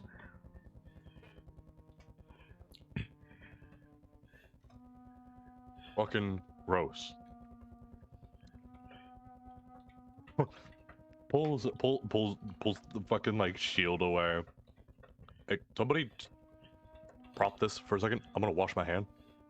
Yeah, I'll go over and help. Yep. He's gonna stick his hands under the water, just, like Yeah. Rinse it off. actual like proper wash the goop off his hand if you Yeah, can call manage. high or low. Oh god. High. That's a high day. Okay. Uh-oh. Lawrence is kind of just eyeballing everybody like, you're good. Does he accidentally stick a bone to his hand? Hold on. Salk, your charisma is reduced by 1. What? Oh god. Huh? What happened? Do we know what What? happened? That's coming out of fucking nowhere. What? You're messing with the waterfall. You can't just say these things like they make sense. This is just water. Is it? It's Anti-charisma water, apparently. Is it? How can water take away? What? I'm confused. Is there any sort of like reaction It's or not physical? like acidifying his face or something, is it? No. Like, I marked it, but I'm still very confused because that doesn't make sense. How there a can way to water notice it take in away my character? charisma? Who Is he said it a- was water? Is he aware that it's happening? Kind of. He's slightly less sure of himself, but like not much. Maybe he thinks he's just like, man, I could have been real stupid with that mimic. Huh. Alright. By the way, was there anything weird in like the walls or the roof of the cavern or anything like that? Or the Of thing the we're in? cavern or the alcove? The alcove, that's the word I want. Not really, no. Okay, just making sure. Well, that was awful. Yep. Is your hand all rinsed off now? You good? Oh, I forgot to roll all those hit dice. healing Oh, spirits. Yeah. Get him healed up. Help. Yeah. It's Yeah, what Breeze, you took a hard 10d6? hit. Yep. 10d6. Whoops. Bruce, you got I just 38 hit wanna- points back. Yep. So you're at 74. 76, you're right. I need to learn the math. It's a Sunday. Did the mimic have anything inside of it? Well, its head is now above your head because Sock stuck it to a wall. I'll go over and look without getting too close to it in case it spurts acid or some shit. You can't see anything except teeth and tongue. Okay. It's gross. It's teeth. It's just a mimic. It's not a loot mimic. We're fine. Let's go back. I never said it wasn't a loot mimic. All Rock did was walk up to it and stare at it. I'm just saying. Like, I can poke around if you want, but it's gonna get messy. If it is a loot mimic, the loot is probably under the fleshy bits. I mean, True. I saw what this thing did to Bruce's hand gauntlet thing, so I don't want to touch it. So don't fine, touch it's it just- directly. Get a stick or something. Use something that's magical. Open it up. Like, how many mundane arrows do you have? You're right, I could just You like, are standing in a pile of bones. there you go. Also a fair Grab point. a bone in each hand and like pry Criminy. the tongue up it or something. Yeah, okay. Make an investigation check. Yeah, great at these. Moving around mimic guts with 2 bones. Yep. D&D, baby. Owning a mimic. Oh, God. Stick bones to his face. Make it look like Daniel Fortescue. Hey, okay. Would you like that one or that one? Yeah, no. It's a really good one. All right. Let me just. Loot roll.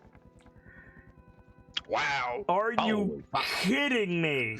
The fuck just happened? We got a 92. You got 4 rolls above 50 is what you got. Damn. That means good shit. Usually. So, Bunch of gold coins. They're all baby mimics. I mean, okay, so they're not baby mimics, but dump there is. If it'll roll, come on, roll 20. Come on, roll 20. Come on, roll You roll 20. big numbers, now it's mad at you. There it goes. There it goes. You find 50 gold coins in denominations that you don't recognize. Fun. You find. Goodness gracious. Roll 20's being slow tonight. No, I don't need to roll anything else. I'm cross-referencing I'm writing it everything. down as we go. Because he rolled really high. You find. Yeah, let's go with just a leather and silver scroll case, about the size of like your hand, Rockham. Not very big. I'll tell you, I'm not going to open it yet. That'll be Oprah's thing. You find an emerald the size of Connie's fist. Damn! Worked. Damn. It's been worked. Holy shit! A poor dwarf got eaten here. Yeah. Funny that you say that. You find a helmet with a candle surrounded by mirrors and prisms, and you find a quartz sphere. Holy shit. Huh. Oh, you already wrote it down. Oh, shit. Never hurts to have a secondary. At this point, the boys, they've been gone for a bit, so Lawrence is starting to wander over, like... Yeah, Sieg and Pierce are coming with check you. everything out. Vexok just turns back. We're looting its corpse. There's Looting quite a lot in here. corpse.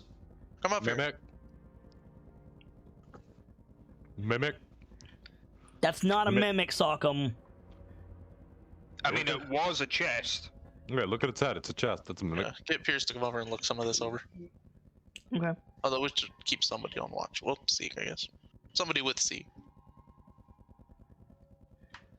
Yeah, so Pierce will use his amulet to cast Detect Magic, and immediately he whistles. He goes, most of that's magic. Is this a take it and look over at camp, or? I mean, we can. The scroll case is magic. Is there anything in it? The emerald is magic. Open the scroll case. Helmet is magic, and that sphere is magic. Out of curiosity, does the sphere look like it fits into the helmet? No. Oh. If I had to take a long shot, I don't understand magic very well, but if that helmet's magic, I'm gonna guess that candle doesn't run out. Yeah, I'll look in the scroll case, see if there's anything in it. There is nothing in it. It's empty. Or... I've got Presty. I like the candle on the helmet. You light the candle in the helmet. It is as bright as the daylight spell. Damn. Oh, Blink, boy. blink. I'm looking directly at the prisms as well, so click. Fuck! Oh, God. Yeah. You just mag-lighted yourself.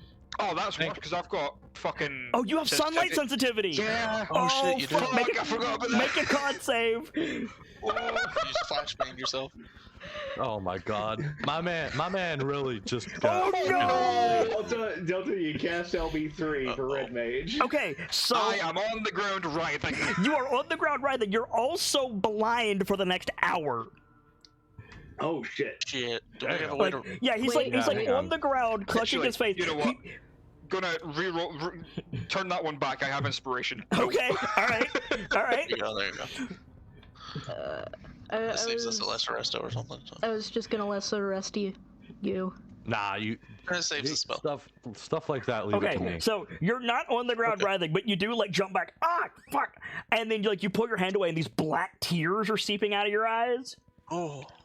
Pain. Ooh. That hurt beyond measure. Jesus. Ooh. You spelled denomination. Did I spell it right? Someone hold up fingers, see if I can still No, see it's properly. Sieg holds up one finger, you know which one. Bright, you have the One, and I love spelling you in the too, one buddy. I have. Okay, I can't hear you both. Connie, you were first. I see. Brightwind asked if he spelled denominations right, and I said it's spelled right in the one I had. Yeah. And then, Bruce, what did you say? Like pointing to see, it's like a one, and I love you too, buddy. Ugh. Lawrence is, half glancing, trying not to blind himself as well, because... I'm just gonna press and turn it out again. Yeah, cut her off. Emeralds. Well, then. I'm sorry you had to be the test dummy on that one, Bruce, but we have a fantastic flashbang. True. Yeah. That's probably what it's used for, especially if the bugs down here don't like the light. Yeah. So, interesting point. The helmet is armored. Armor. It counts as armor. Oh, lords. And, Yeah, come have a look. yeah, We should Lawrence, scan it over, but yeah, come in and take a look. Yeah, Or maybe even Pierce. it looks like a reinforced helmet, like for a soldier, but somebody has fit it with this light apparatus. It's like metal. Huh. You can take a clonk on the head and be fine. As long as your neck holds, you like. Yeah, like as your long as neck. you take the impact. Yeah, your neck you're will good. give before this helmet. Damn. So Lawrence just looks over. And he just lets out a little whistle, like, "Boy, this is some impressive work." Make an investigation check. Sure. Huh. Okay. So if you don't have to wear it, but if you hold it as if someone were wearing it, there is a little switch on the right side that you can just reach up and if you do that, it lights.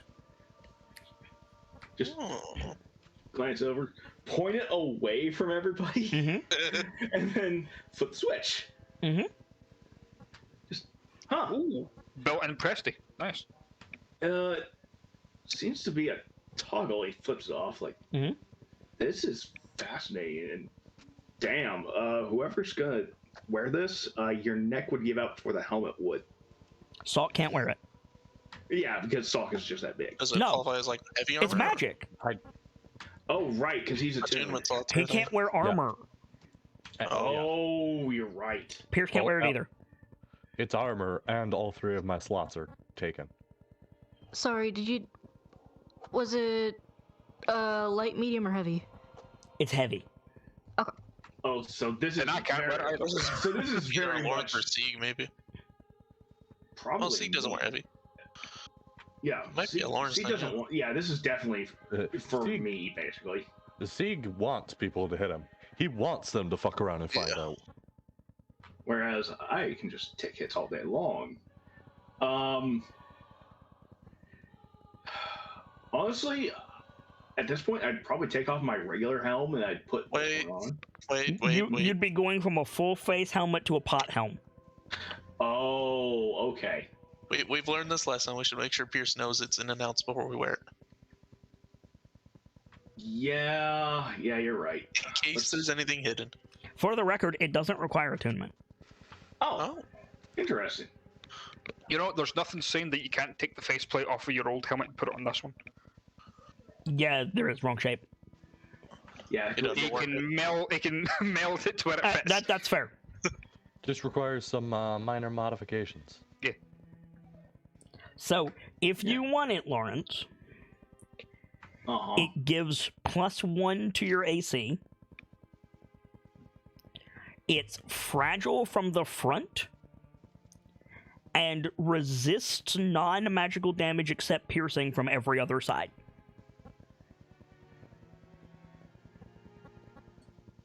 Or is this magical? No, non-magical. Non-magical damage except piercing from every side but the front. That's pretty good. If you turn it on and the mechanism is not damaged, it casts 240 feet of light in front of you.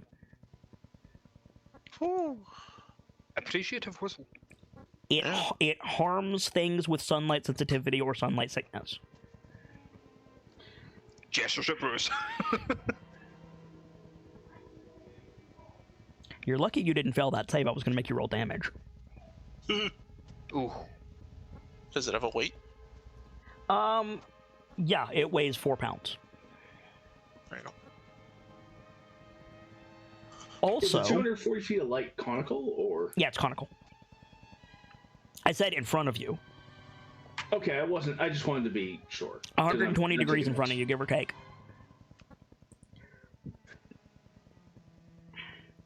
Lastly, if you look on the inside of the helmet, you find 2 pieces of information. The first is a logo or an emblem that appears to be quartz crystals growing out of brown earth. And you also see written in like ink on the inside Buck, B-U-C-K.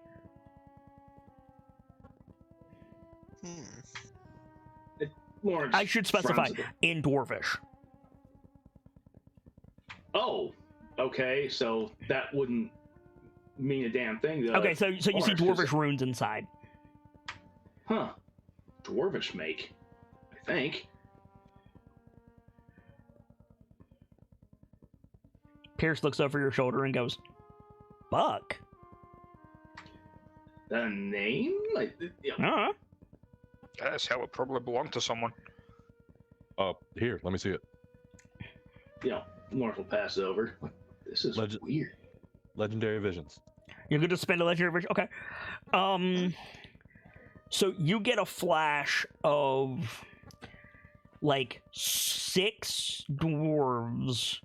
They all have the same style of clothes and armor. They have the same haircut. They have the same skin and eye color, but they have different beards. Oh. And different colors to their clothes. They have these helmets and like a metal barrel on legs following them around, basically. And from your perspective, like from the perspective of the legendary vision, you see whoever you are, like, sweeping gesture, like, come here, guys, and turn to a pirate's chest. Oh. Oof. Rough day for them. Ooh. Okay. Yeah, hands it back. So? If I had to take a long shot, I'd guess. Sorry. Specify. Different cavern than the one that you're in now.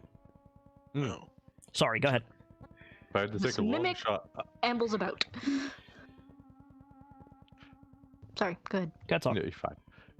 If I had to take a long shot, Dwarven Mining Company helmet. Dwarven Mining Company. Huh. Marshall. Vision showed me a bunch of them.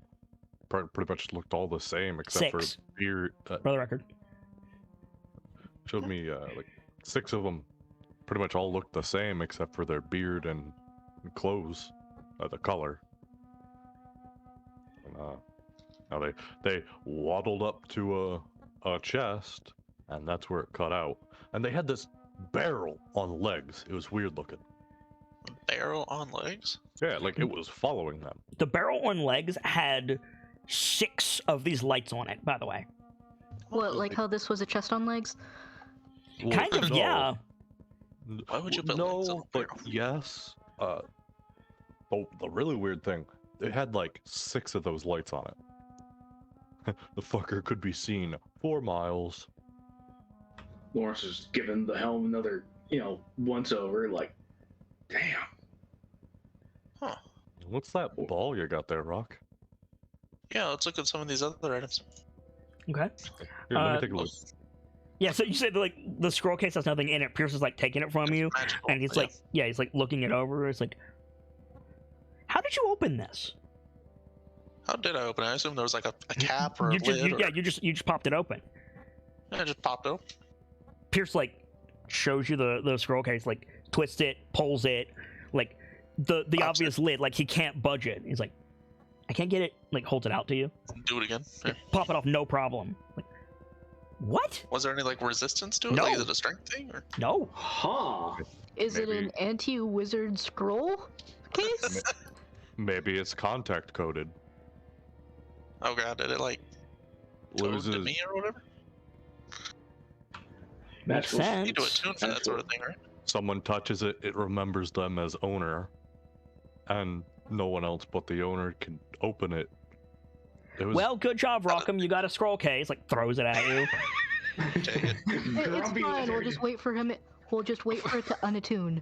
Before you get pissy, Pierce, why don't you try looking into it to see what it's actually about? yeah. In case it like steals my soul or some shit. I need I need the Galder's Tower, and we just got here. Which we can- just sorry, go ahead. We can have a look at it when we rest. Right, and until then, Rock's carrying it because it only works for him. Yeah. Yeah, and Fair. I'm just taking a long shot guess. You might just be doing it wrong. Just for due Yeah, did you diligence, remember can I to try? put your thumb under I the lid mean, when if you pop want to, Connie, I will give it a try. you can't budge it. Nope. Hands it back. Now, before you can do something to that, Sock's gonna like reach for the ball thing. The quartz sphere? the sphere, the quartz sphere. Yeah. There's also the emerald. So. This thing's fucking That pretty. emerald is gone. Pierce took one look at that and went, yoink! What does the emerald do? Share with the class. Is it Um, just valuable, or? That's basically a spell focus unto itself, isn't it? no. It's got conjuration magic on it, like a lot of it. Huh. So I'm going to analyze it, and until then, Sock's not touching it.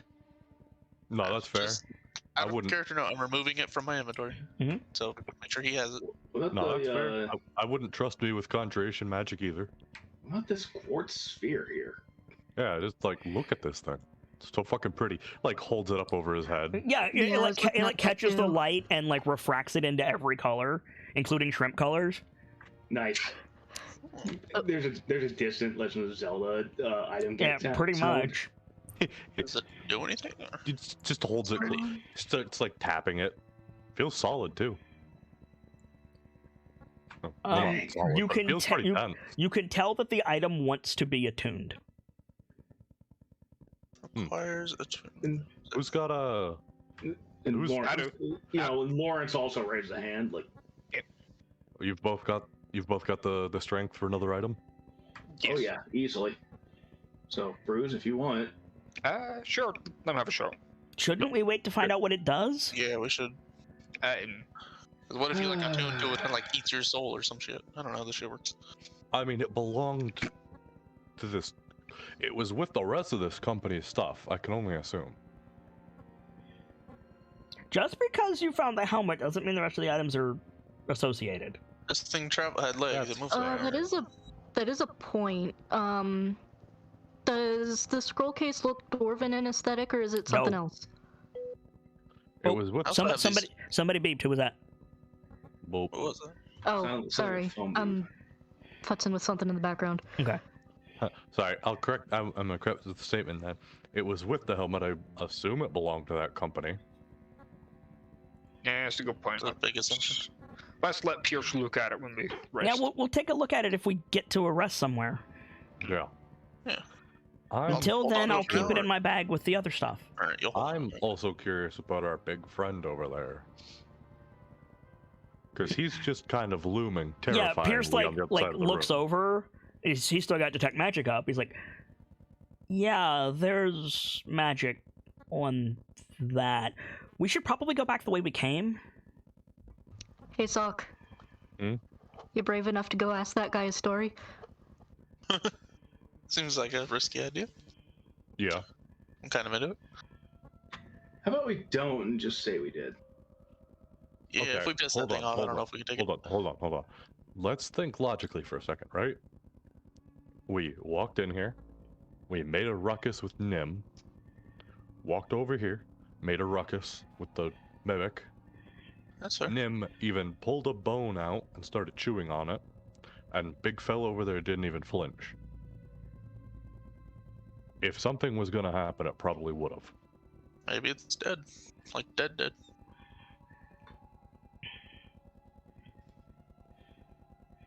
Can you make a history check for Pierce, please? Either. Oh fuck! I'm out of water. Same. Third, actually. Okay. So Oh, Pierce is goddamn. like looking at it. He squints a few times, and he turns and he says, "Hey, Sigwolf, you dealt with giants, right?" That's a delicate way of putting it. What do you want to know? Is that big enough to be a giant? More than. It would be large by the standards of the giants I've seen. Though, admittedly, I haven't seen that many. I've seen what you would call frost giants, and I've seen the captive type, the lava giants. Does it look bigger than the cloud giant? What was his name? Zephyros? Zephyros. Zephyros. No, He's not bigger than the cloud giant we've seen, so... about Zephyros right. was 90 feet. Yeah. He was a big boy. Yeah, like Bruce would say that out loud. Maybe it's an old Storm King. Well, go What would ask a him for Storm a King sword. be doing down here? Well, what I was thinking was maybe it's a stone giant. Maybe? Oh, yeah. I mean, it is kind of surrounded by stone. I mean, you said there was magic coming off of it. Can you tell what kind? It's not any school of magic. And that's really what the spell does. It tells you the school, and then you can kind of infer from other stuff what it is. But that stuff doesn't have a school. Hang on. It looks back at Seagwolf. You mean it's not smothered in necromancy? No. It's like your shield, Sieg. Seagwolf like pulls his shield. I was like, rune magic. Oh, that's sick. Maybe we should get closer, see if there's anything on them. Well, there's a chance that it's a ruse or a trap. But Sure. I'm certainly interested. Yeah, sure. Let's check this out. Let me keep lead, and I'll keep my eyes on it through the shield. You And still if have I that see- grappling hook, Bruce? Looks at arm. Fuck. Lawrence, I'm gonna need your help. Yep. There's no way Manny's gonna fix this. Well, No, it is slag at this point. And Lawrence just gives a sigh, like, yep, this is gonna take some Do work. any of you have a climbing hook? I've got a spare that pulls out the head for the grappling hook and affixes it to the rope. That's what I meant. I think I'm going to go up there. why climb it when you can have Pierce just get a bird's eye view? Mostly because I don't trust the wizard. And Lawrence frowns and says, "Hey, Bruce, do we have more regular rope? Pierce and Sieg are arguing now. Because I've got the extra grappling hook head here. So if two of you want to go up, The party has a great deal of rope, which is good because you're going to need it. Yeah. yep. I mean, Figure we two- don't need two grappling hooks to get up. The two of us can go up the same rope. Yeah, fair. Also, Just wasn't should sure you- if you wanted to climb up individually. Also, should you guys really be climbing a corpse? I was, like, Sieg at this point has got his hand, like, on Pierce's face, and he just, like, looks up. It's like, I wasn't going to climb the corpse, I was going to climb the seat. Yeah, I was gonna say, you probably want to stand on the chair rather than the leftovers. Wait. Hey, you never know. This might be a Goliath thing. Hmm. Because, well, I'm forgetting names. What was the Goliath guy that was on the seat? The Goliath With guy that was the- on the seat? Oh, Had the dragon bag. Forgol. Forgol. There you go. Forgol, This may the son, S-U-N, of Kern. this Sock. This might be a Fergal situation. maybe. That throne was, like, carved and had, like, gemstones in it. It was obviously magical. This just looks like a rock was carved to look like a seat. Yes, but also giant shit. Fair. All right. Well, here. See, Talk like pulls his book off his belt. Good way to, if there is something up there, you know. I'll need to copy it precisely, so thank you. He, like, takes the book. Ton of blank pages still in there. Just stay away from like the first 20-30 pages. Like waves a hand, like, yeah, I got it. So you guys approach the throne. It's even more impressive when you're standing at the giant's feet.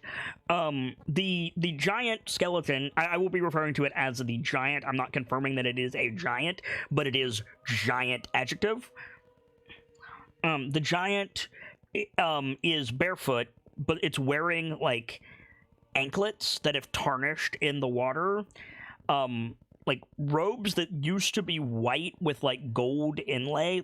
And when I say gold inlay, I don't mean yellow fabric. I mean, like, shiny metal. As in the gold's been woven into the silk. Exactly. Its head is Impressive. bare. There's no, like, head cloth. There's no crown. There's no helmet. Its hands are, like, in its lap, so you can't really see its hands from where you are. But it doesn't seem to be holding anything, and it's just, like, sitting on this throne.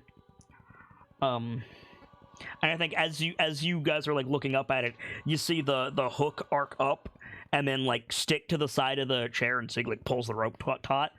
Yep. You going up first or am I? I'll go up first, and if we get separated, I'll try to find you. Okay. And yeah, like, I've got Sig's sheet right here. I can just make an athletic check for him. Shouldn't be too terribly hard.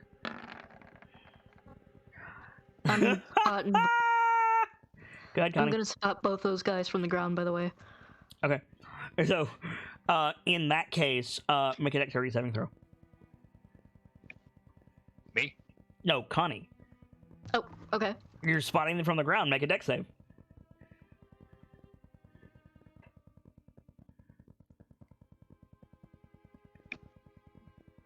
I will say I've given Lawrence the grappling hook, the one-arm arm.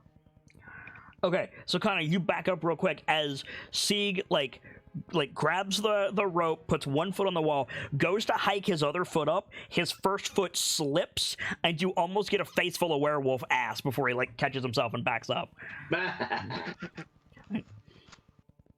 Right, Whetstone. Should have seen that coming.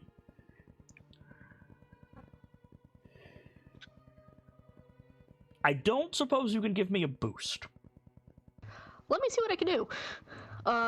First of all, I can. I'm going up after him, so I can just. I could also. Guidance for another attempt. Yeah.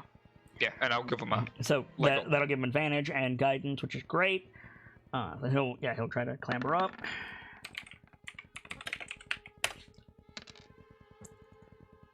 And a 21 is a hell of a lot better than a nat 1. Yep. So yeah, he gets his footing, pulls himself up, clambers up. Bruce clambers up after him. You don't need to make a roll because you have a climb speed. Yeah. And yeah, you're both like standing on the arm of this chair. How do I describe this? Have you ever seen? Forgive me for going in this direction. Have you seen The Prince of Egypt? Yes. Yeah. You have. Okay. Apologies, Derby. You know the throne that Pharaoh was sitting in, that like very Egyptian style throne with the high armrests? Yeah. It's basically that, just less fancy. Okay. So you and Sieg can stand like along the arm together, but you can't stand with the arm together. See what I'm saying? Okay. Yeah. Like so single roll. Well, single, like, if you're standing on the arm and you're looking down at the KnightLites, you would be behind or in front of Sieg. Yeah. You wouldn't be beside him. Yeah, it wouldn't be arm to arm. Yeah, but there's, like, you don't have to struggle to stand here. Like, it's, like, 7 feet wide. Yeah. So, looking up here, this skeleton is... Well, it's not a skeleton, it's a mummy. What you thought was just dark bones is actually, like... Mummified skin. Yeah, dried flesh, yeah. All of its cartilage is gone. Most of its skin is gone. It may as well be a skeleton, but it is technically a mummy. It's not holding anything, but Sieg notices a large ring on one of its hands, and immediately starts, like, climbing down onto the seat of the throne. Hey, whoa, that easy. Don't know if Big Boy's gonna end up standing up yet. What precisely is he going to do from a sitting position?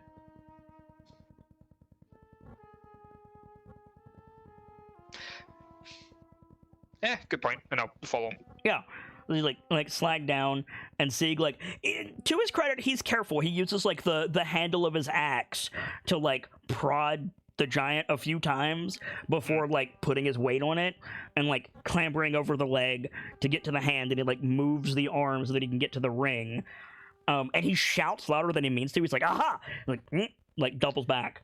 And then like looks at it, and he just, without a word to you, like he takes some tools off of his belt and starts just like tracing around a symbol on the ring. Yeah, I'll keep an eye on him. Mm-hmm. And like every now and again, I'll look up at the head to see if it moves any. It has not moved. Morbid curiosity, is there anything in the eyes? You can't see from this distance. The eyes are still probably 20 feet above you. Fair. This is going to take Sig a while. And he seems settled in for the long haul. So if you want to explore the rest of the corpse, you are welcome to do so. Yeah. And to the rest of you, if you want to take a short rest or something, you can. Where are you heading, Bruce? I'll head over to the other side. If we came down from one arm, I'll go over to the other. Okay. Climb up that and see if there's anything on that side. You see more of the cavern that you've been in. Okay. What you do notice from not so much this angle, but this distance, is the wall behind the throne is, like, hollowed out. And there's, like, a almost Baroque style, like patio partition carved into the stone. Alright. Does it look like a passageway at all? Not there, but there's a passageway in the back of the throne. I'll point that out when we're back down. Because I don't want them going and exploring in it. Yeah, right. Okay. If there's nothing else down here, then I'll try and... Would I be able to get higher on the throne? Yeah. The back of the throne is higher than the skull. Okay. But you would have to, like, grapple hook up there again. Like, from the arm of the throne, you'd have to throw a grappling hook up onto the back of the throne because it's so high and it's smooth. Okay. Yeah, I'll do that. Make an athletic check. Athletics. Oh yeah, you're fine. So you, like, grab it, pull yourself up, and keeping an eye on the skull as I'm going. Yeah, you are. Yeah, the skull doesn't react at all. You are good. high. Like, a fall from this distance is going to put you in traction. Oh. You're like 100 feet up, dude. Yeah. No, I don't disagree. It's just you. Yeah. You can see the top of the cavern from where you are. You can see the top of the, like carvings on the wall from where you are. You can see that the waterfalls, they're coming out of the wall, but there are in two places specifically, there are little like bowl-shaped alcoves at the top where the waterfalls are starting on both walls before they, like, spider out along the walls. Does that make sense? Yeah. And there are ostensibly, like, waterways, exits from this room up there. You can also see that if the hole, by the way, the hole that you first came out of into this room, that's gone. But imagine for a moment that that's 12 o'clock, right? Yeah. At 5 o'clock and 8 o'clock, basically on the corners of the room nearest the throne. Yeah. But in the corners of the room, there's just drains. They're just holes, black holes that go into nothingness that the water is whirlpooling down through. The water is deeper there. We probably don't want to go near it. Yeah. That's pretty much what you can see from here. Fair enough. And again, the question was there anything in the giant size? I mean, there certainly used to be. There's like mummified tissue around its eye sockets. If you look in, you can see. I'm not sure what it would be. I don't think it's flesh, or it's not flesh anymore, but you can see a lump of calcified something inside the skull. I'm gonna leave that be. Okay. You could probably crawl into the eye if you wanted to. It'd be a bit of a squeeze, but you could probably do it. As curious as I am to find out what that is, I am not doing that alone. Fair enough. Also, I'd rather not desecrate the corpse. Yeah, valid. Speaking of which, it has all of its teeth. Pristine? I wouldn't say they're pristine. I wouldn't say anything on it is pristine. It's in a very damp area. Like, the whole thing's got mold covering it, but, like, all of its teeth are there. You're Not much of a fighter, this one. Nah. You're briefly aware that one of its teeth is as big as your face. And that has implications that he shakes his head from. I'm glad that it's dead. Yeah, pretty much. Anything else you want to do? If there's nothing else up here, nothing behind the throne now. The throne seems to be, like, built into the wall. There isn't really a behind the throne. Oh, I misunderstood that then. I thought there was a small gap and that's where the alcove. No. The was. alcove is carved in the side of the throne on both sides. So, like... okay. So, like... It's like a small passageway that would go through it. If this is the throne, right? Yeah. Like, in profile, then there's a passageway like that. Okay. Yeah, fair enough. I'll start climbing back down and... Okay. Sieg has switched to the book now, and he's, like, drawing something with ink. He seems to be copying the symbol. I'll leave him to that, because if he's copying something, don't want to disturb. Okay. I return. Welcome back. Yeah, I'll sit on the edge of the seat and just happily wait, keep an eye on the rest of the KnightLites at the bottom. Assuming they're still there. Yeah, they seem to still be there. Speaking of which, KnightLites, if you want to take a short rest, you can. I know some of you had to get up. I don't know how many of you heard that, but Brightwind, Lawrence, Connie, Pierce, and Swalcom, you guys can take a short rest if you want to. Sieg's going to be a bit. Yeah, no need to take one here. Okay. Is there anything you guys want to do? I mean, Lawrence is probably just keeping an eye both on Bruce because he's so high up. Yep. And also watching Seawolf because with you can't see Seawolf. Oh, I can't. No, from the ground, Sieg is back where the hands were, and that's not visible from the. Oh, okay. Yeah. I thought I'd heard that Sieg had made his way back down. No. Oh, okay. Bruce went up to the skull and then climbed back down to where Seawolf is. Seawolf hasn't moved. Okay. In that case, yeah, Laura's just gonna keep an eye on Bruce because fuck, that's a fall. he's probably feeling a little bit easy. I mean, less of one now that he's on the seat. Like, falling from the seat probably won't kill him. It'll just suck. Yeah. It's a good thing Bruce is used to the high heights. All right. Twins, anything you want to do? Not presently. You're quiet. I heard you, but you're quiet. I think he's eating. Yeah. Okay, fair dues. Brentwind?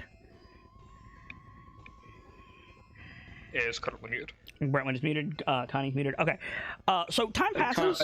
Connie just said she got back. Oh, welcome back. I was going to say before we let time pass, Lawrence, if you're not doing anything, do you mind taking a look at the grapple hook? Yeah. You wouldn't mind. It's probably half melted, right? So the thing about mending is, as long as all the pieces are there, you can use it. The mimic didn't do anything except splash acid on it. All the pieces are still there. Oh, okay. I wasn't sure how fragged it was. Something can be put in the path of flowing lava. And if all of the pieces are there, mending works. However, if something is shattered into 10,000 pieces, and you have 9,999 of those pieces, mending will not work. Because you don't have everything. Oh, so pretty much, if you liquefy something and you've got all the bits that are liquefied, then you can mend it. Yep. Okay. In that case, yeah. Hence the creation of the spell outline. Yes. Huh. I forgot about outline. Highlight. It's called highlight. Oh, highlight. But yeah, so in this case, like Lawrence looked over, like, oh, let's give this a shot, and cast mending. You need to cast it a couple times, but yeah, it's a cantrip, I think. Yeah, it is. Yeah, while Sieg is working, you can absolutely patch that up back to normal. Yeah. Bruce's gloves too. Oh, absolutely, yeah, because those just got a little bit of acid damage on them too, right? No, they're fucked too. Oh, in that case, yeah. Everything non-magical on his hands got fucked. His hands are right. bare. Pretty much is a right hand glove and the grapple hook got it because I see. Forget that the mana conversion device is pretty much his new gauntlet for his left hand. True. That's right. Yeah. Okay. Yeah. In this case, yeah, just mend everything. No problem. Get it back. Connie, did you want to do anything in the hour it's gonna take Sig to do this? Yeah, actually. By the way, Sock. Sorry? By the way, Sock. You alright? You've seemed a little bit off since the thing with the mimic. I mean, if you're taking a short rest, he's fine. Oh, okay. Huh. I wasn't sure how long that was sticking around. Oh, are we? Yeah, I said you could. Oh. Okay, cool. But yeah, you can still bring it up, but he's already feeling better. Oh, yeah, I felt a little embarrassed that I got stuck to that thing, because it's, kind of a basic mistake with mimics,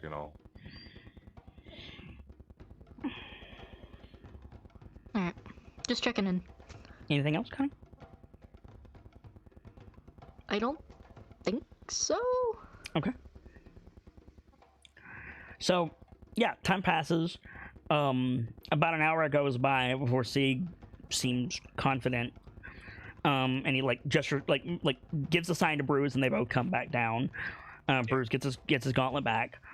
And before anybody says what was it, Sieg holds up a hand. He's like, certainly, a giant's rune. I don't know what it does. I need to spend some time with it, but what's important is that I copy it exactly, which I think I have done. I can figure out what it does later. Awesome. Was there anything else up there? Not that I saw. Bruce? No. I had a good explorer, and other than something that looks a bit calcified in his eyes, that's about it. It wasn't calcified in its eyes. It was inside the skull. There was nothing in its eyes. Oh, right. Inside the skull or something that looked a bit calcified, but I wasn't going to go running around in there. Are giant brains edible? No. Or even if I wouldn't like to chance that, even if they were. Yeah, even if they were, we're not gonna find out. I mean, it doesn't sound very good. I was just wondering. He's the cook, after all. No. First off, ew. Second off, no. Yeah. Third off, that's desecrating a corpse. Fourth off, head cheese is a thing, but you don't usually use humanoids for that. You don't And use the circling brain back, for head cheese. ew. Head cheese is face meat. Oh. Yeah, head cheese is cheek, jowl, stuff like that. I thought it was brains. Nope. And circling back, ew, again. Yeah. It's a terrine made of face meat, usually. Yeah, other than that, it looks like there's a small passage just at the back of the throne going inside it. Huh. Huh. Something to check out when we're done here, because the passage that we came through is gone. Well, no surprise there. Is there really anything left for us to do here? Other than the fact that this place looks stable, which is a feat in the Underdark. We could, if there's a way to tell, we could check to see if we can fill our water skins from the waterfall. Do we want to risk it? Do we Is want there to a way risk for us that? to check if something's purified? That's what I'm asking. Not so much check if it has been, but there is ways to purify it. Okay. Let's say purify before we fill the Are water you skins. are you in a position where you need water? You've only been down here a couple hours. Don't think so, no. We should. I assume your water skins are still full. Okay. I just wanted to bring it up because we were real worried about that. Right, no, coming in. absolutely. But where you gonna put it? Your stuff's full. Okay then. So, what's the play? Well, the only exit seems to be through the throne, so forward, I guess. Okay. Onwards and downwards. What's your marching order? Oh right, we can actually reorder now. Yep. Yeah. Yeah. if Sieg's okay with it, I would say him first, me behind him. Okay. Yeah, Sieg's fine with it. I was gonna suggest should we just stick with kind of what we've been doing here, since I can basically see almost anything. And you've got a giant wall of bronze in front of you and a fireball. I'm just saying. While that's a good idea, Sockham, if you get that shield of wedge, it's going to be a bitch to try and get out. I mean, I'll know before it gets wedged, because I'll see the situation coming.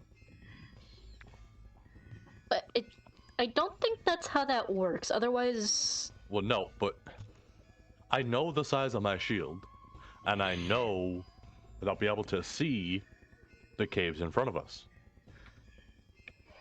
So if something happens, or so if something was going to happen where I'd get wedged, I'd probably be able to see it coming. Unless it changes quickly. Yeah, but regardless, I still think I'm the best person for the front. To clarify, are you talking about getting pincered or like literally stuck? Literally stuck. Probably best if I stay in the middle. I'll stay in front of Lawrence.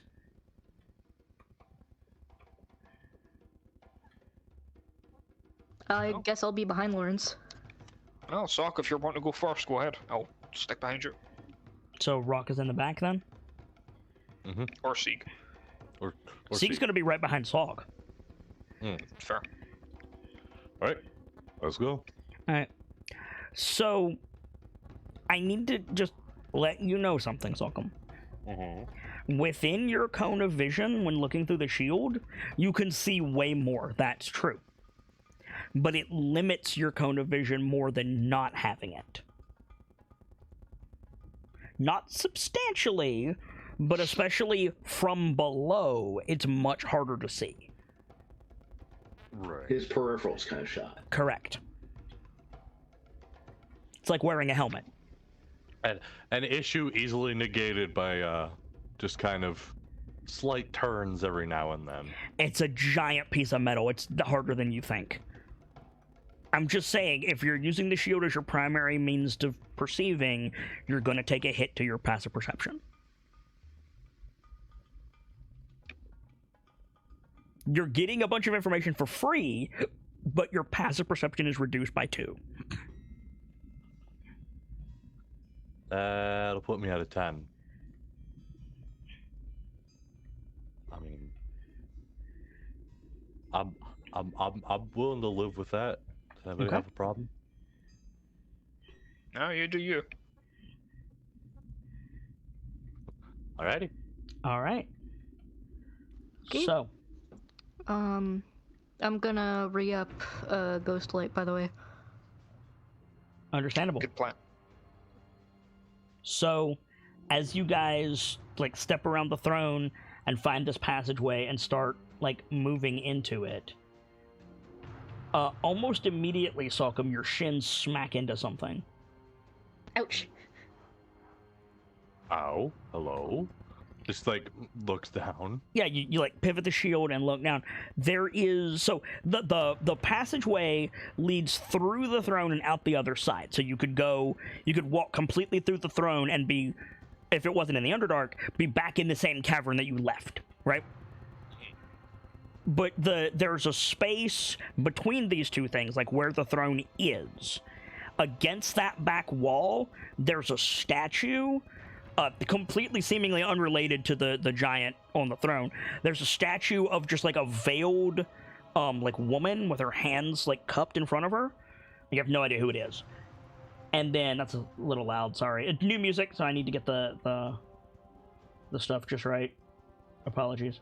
It is epic sounding, just for the record. Thank you. Destiny flashbacks, damn the Vex. And at her feet there is like a banded steamer trunk, and then the way she's facing, so like towards the wall that the throne is a part of, there's another passage. But you ran into the steamer trunk. Ow and hello. I mean, your feet didn't stick, so we know it's not a mimic. I think Sockham's gonna rear back and just give it a good bop on top just to be safe. Make an attack roll. Just like with his hand. Make an attack roll. Okay. Yeah, so just open it. Smack! There's this hell of a noise that echoes in this narrow passage and out into the water-filled passage. Like, you know how, like, the Hulk claps his hands and makes that big reverberation? That's what Salk just did. Ow. Salk, that was loud.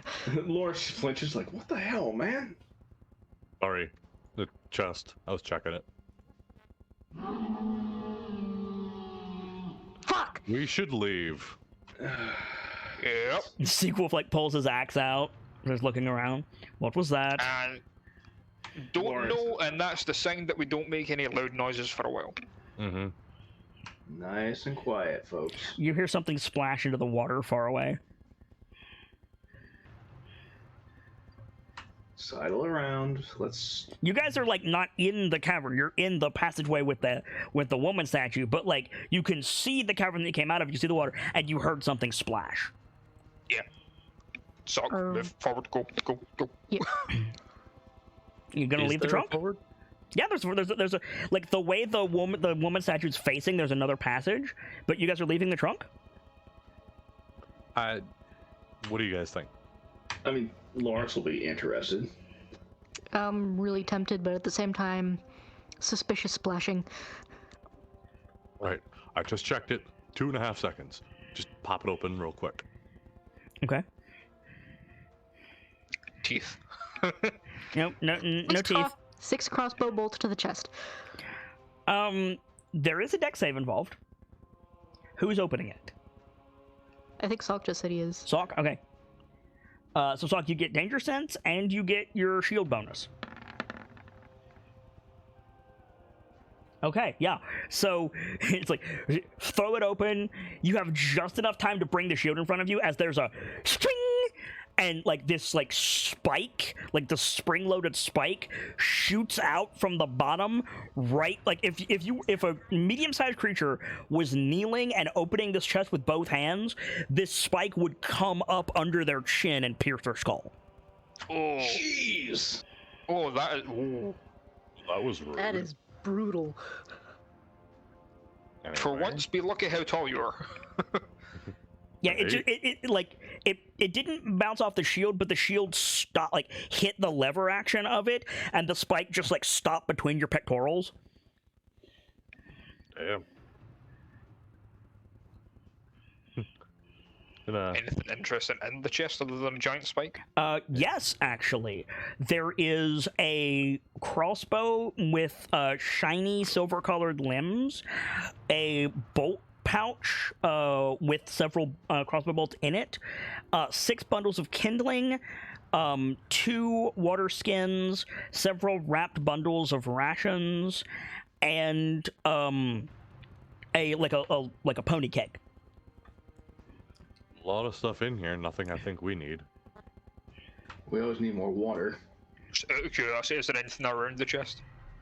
Yes, actually. Behind the chest, there is a You'll forgive me. I only know it by the modern term as a blackboard. I believe it's called a slate board, archaically. That would be correct. There's a slate board and several pieces of chalk, and there's currently dwarvish writing on it. Anyone speak Dwarvish? Pierce does. Pierce, what's it say? Mind the spike. Ah. That's fair. Lawrence gives the writing a wry look, like.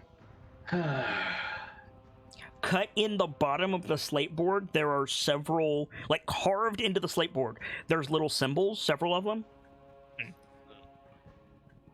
What's this? Oh, would Bruce specifically recognize this? Would Bruise? No, I don't think so. With his training with Tristan? No, okay. No. Rock and Sieg would, though. But Rock's not here. Fair. So Sieg, like, chuckles. He says, Ranger Cash. Useful. Think So it's what, they squirreled it away for later? Rangers leave supplies for each other out in the wilds, hoping that they're never needed, but they always are. If we can spare anything, we should top it off. You said there was a crossbow. What kind of crossbow? Heavy? It's a hand crossbow. Hand crossbow, okay.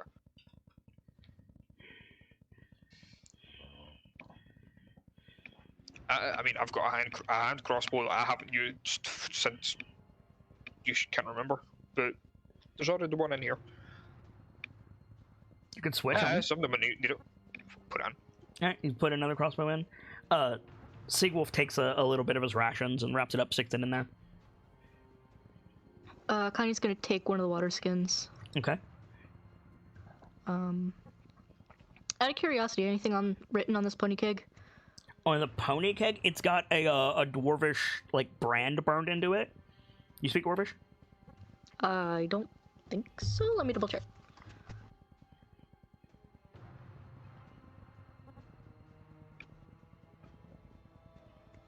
Nope. Nope. Got a dwarvish brand in the side of it. It's a dwarvish something. Pierce. Yeah, Pierce looks at it and he says it's a maker's mark. It's High Mountain Brewing Company. Interesting. So you're saying it's booze? Precisely. Probably. Worth. Oh, he's gonna put a ration in there, take the keg out. Okay. Oh, I forgot to put a ration in for the water skin. Underneath the keg, there is a little cloth bag.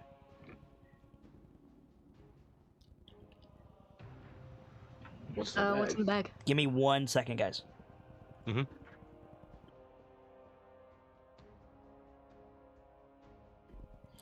Alright, I'm back. Sorry about that.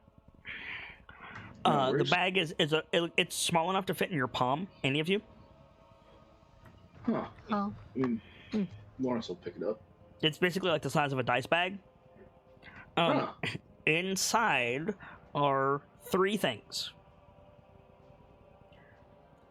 2 spherical die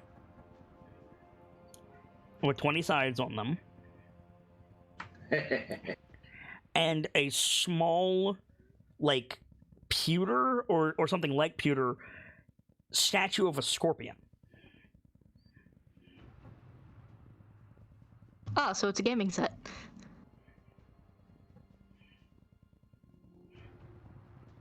Seawolf, you know these caches. You have any idea what this might be? Useful for a survivalist, that's the best I could tell you. Hmm. Well, we're gonna be down here for a while. What do you think? I mean, if none of us know how to read it, then probably not. I think if you have use for it, take it. Otherwise, leave it for someone who does. Yeah, just leave We it don't there. know how to use it, so no.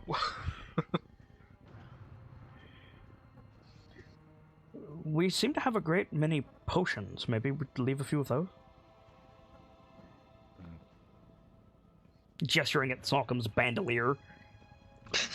My No, bandolier. it'd be gesturing at mine as well. I have 1 antitoxin, 1 potion of comprehension. But you're and a healing carrying potion. a bandolier of potions. Lawrence will give up a regular. My bandolier only has 3 in it. But you have a bandolier. That's the point that he's making. It's you guys carry a lot of potions. I mean, yeah. Lawrence will give up regular. Okay. Put a regular healing potion in it? Okay. Are you taking the gaming set or no? Put something in, take something out. No, I'm gonna leave it. Okay. Okay. Do we want to leave our mark with these others on the chalkboard? Bruce, can you reset the trap? Yeah. Make a thieves tool check. Why? Be careful, reset? homie. Yes. Thieves tool check with what? Dex. I'll give him a guidance. DC 8. With the guidance. That's easy. Yeah, no issue. Pull the spike back down, lock it into place, quickly close the lid. So yeah, do we want to leave our symbol with the others? Don't see why not. Good. Well, What are the other symbols? There is a spider. There is imagine like the debuff symbol for rock slide, basically. Mm-hmm. Just like a piece of rock that's broken and splintered. There is a like 3 concentric hearts. There's a stylized cat face and a unicorn. A unicorn. Okay. Mm-hmm. Well, unicorn's head, I should say. Say again?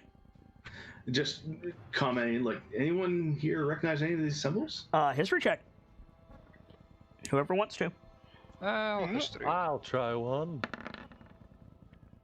I don't expect much from this, but I'll give it a shot. Whoa. No chance I have an advantage on this, is there? No. All right. So Lawrence is the only one who got the DC. Really? Damn. The unicorn is a symbol of Meliki's Rangers. Meliki is the goddess of the wild. The balance of the wild, I should say. Oh, shit. Surface dweller goddess. One of Maliki's Rangers was here. What the hell's? Sock. Mm-hmm. The single most famous of all of Meliki's Rangers is Driz Duerden. Oh, you know what? That makes sense. How does it make sense? What do you mean? How does that make sense? Driz is a ranger that follows Meliki. Would... Yeah, literally in one of the books. Driz is a surface dweller, Trishcare. Yes, I'm aware of that. Would Lawrence know that? No, but Sock would. Well, there you go. Like, if Sock is going, that makes sense. Lawrence would be like, how does that make sense? My mistake. I thought you were asking. No, in one of the books where someone actually managed to get Dritz to answer a couple of questions, we find out that Dritz Duerden is one of the most famous hunters of the Meliki group. Cool. Sigwolf has already got his knife out and he's got the slate in his hand and he's carving on it.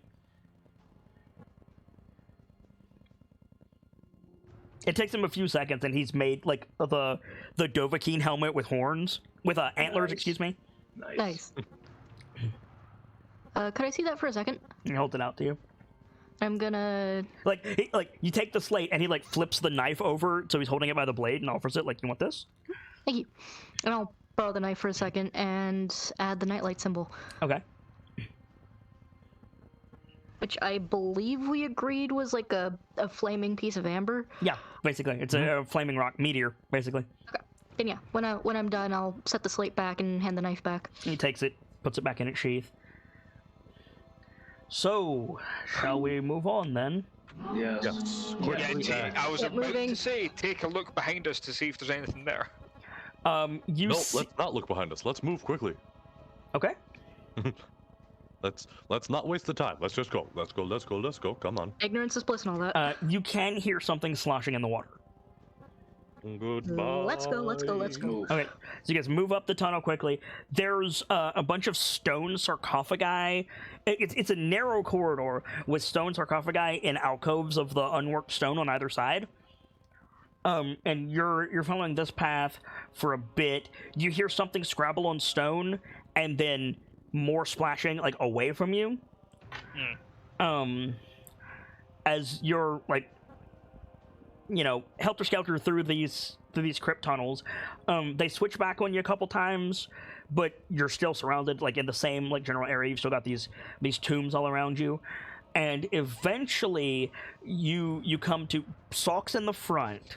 So Sock, you come to a ledge and you like hold your arm out and stop everyone as the floor just disappears. You're still in the crypt architecture. You could see like the same geography on the walls around you, but the room has opened up considerably, and there's freestanding stone stairs between platforms over just a pit of fuck you. Oh, doesn't this look terrible? When you say a pit of fuck you, is it just there's nothing there? Yep. Okay. So. Just goes down and down and down. Sorry, just to clarify, you said platforms with stairs between them, rising above Oblivion, basically. Correct. Catacombs of Karthus. I see. So, do we continue up? Down. Or, sorry, do we continue down? Do we have a choice? Might as well. Alright, here we go. Alright, so you find some stairs, start picking your way down, and...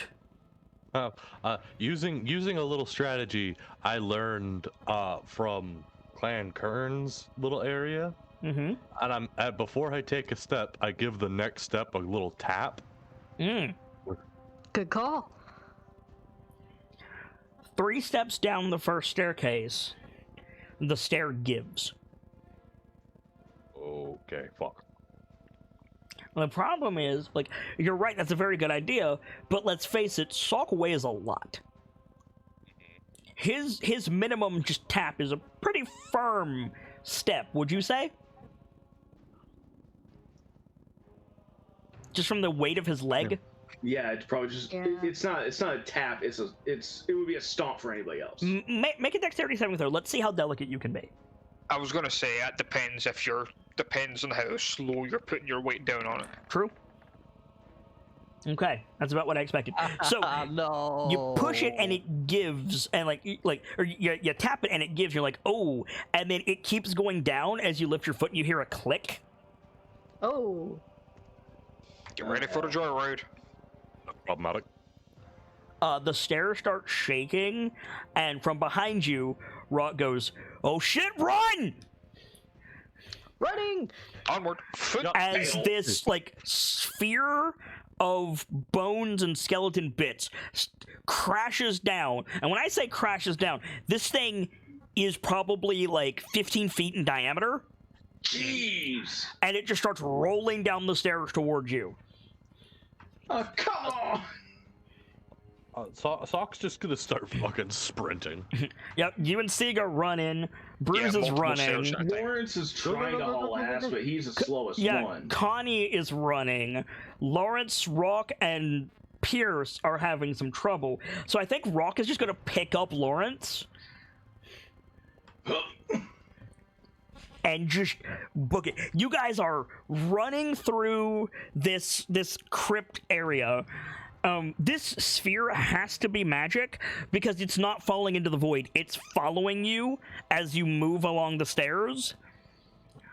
Yikes. I need, from everybody but Lawrence and Pierce, I need a Constitution saving throw to avoid exhaustion because it's going to chase you for a while. Oh boy.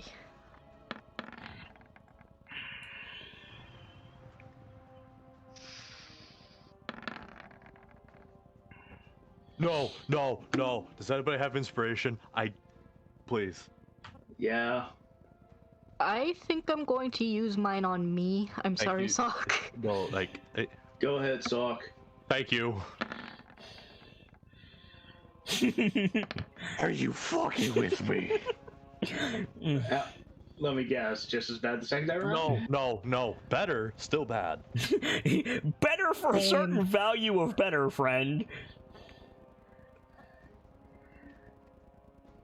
I'm gonna make one for Rock. I upgraded from Burger King to McDonald's.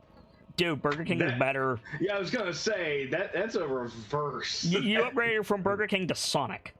Burger King sucks. Our Burger King local is fantastic. I wouldn't say fantastic, but it's good. Okay, so every single person failed. Good lord! Everyone failed. So everyone gains a level of exhaustion. Okay. Sock, if your first roll had stood, you would not have the choice that I'm about to give you. I would just decide. Okay. But with a nat 1, would you like 3 additional exhaustion levels? The world moves beneath you. or you fall.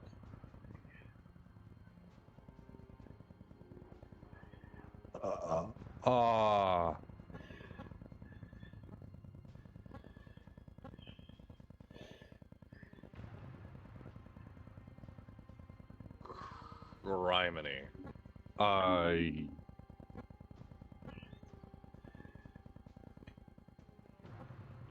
Not an easy choice. No, it's not. But I mean, you went from an insidious failure to an out one. It's still gonna suck.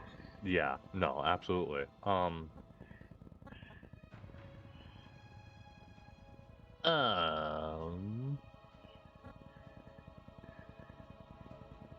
again, 3 additional levels of exhaustion.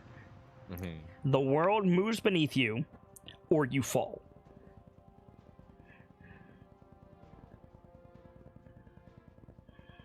The question is, fall when? You'll find out if you choose that.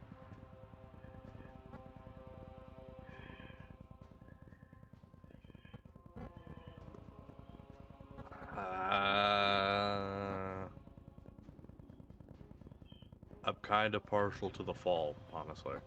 Okay. Connie. Yeah? Going from 7 to 11 with Salk falling is not going to save you. Salk goes down. Sieg jumps over him barely, keeps running. You get tangled up and fall on top of Salkum. Okay. As I'm running past, can I like grab Connie and put her to her feet? You can't put her to her feet, but you can grab her. Yeah, grab. It'll reduce your speed by 75%.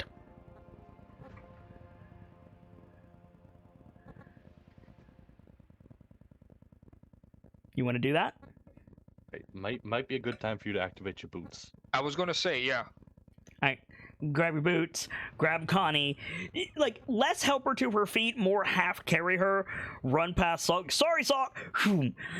Rockham comes running up, panting, covered in sweat, carrying 2 of his brothers, sees you, Salkum, like, looks back, like, looks at you, and, like, you don't have time to talk, Salkum, but the look that Rock gives you is, am I running or are we dying together? It's just, keep going. I'll be good. Alright, so Rock jumps over you. As you get to your feet, this thing is or not feet, you get to a knee. This thing is barreling down some stairs at you. What do you want to do? Okay. The Shield up, brace. yeah, you'll have to work with me a little bit here, so I can get this idea out right. Mm-hmm. So you essentially have time for a reaction. Is that enough time for a Tale of Eric? I mean, yes. Yeah. But that doesn't help the beleaguered KnightLites below him. No, my thought was... I'm thinking the boy wants to be a hero here. I'm giving him the chance. Brace foot down a couple steps. Right. One leg down a couple steps. Raise shield, but not, like, up fully. Oh, you want to Dukes of Hazzard it? I want to toss the fucker off the side. Yeah! Hell yeah! Take inspiration, roll athletics.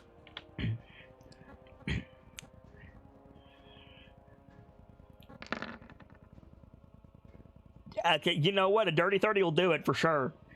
That's awesome. So, yeah, so you, like, put your foot down, you brace, you grab Diriak's gaze, you throw it up in front of you. We think you're going to just try to impact it. Your other hand comes up, hits the bottom of the shield, braces it. You feel the impact of this weight with your right hand, because the shield's on your left hand. With your right hand, you push from the bottom while turning your body and just throw this thing like Scar over the side of the stairs into the void. Hell yes, Salkum. That's badass. Well done. Zumar, bitch. With a snappy one line. You say Zumar, bitch. You get to your feet, like, put the shield up beside you, and only then do you hear. That's a long way down. Oh, shit. Lawrence just staring like. Yeah, Welcome sets the two of you down. Briggs, you set Connie down. Zig turns around. I want to apologize. I know I'm the newcomer. There wasn't anything I could do in that moment. You made the right choice. Yeah, no, that was fault you here, see. Sock, thank you. Yeah. Doing good? Oh, look. Yeah, I'm Everybody good. good? That was...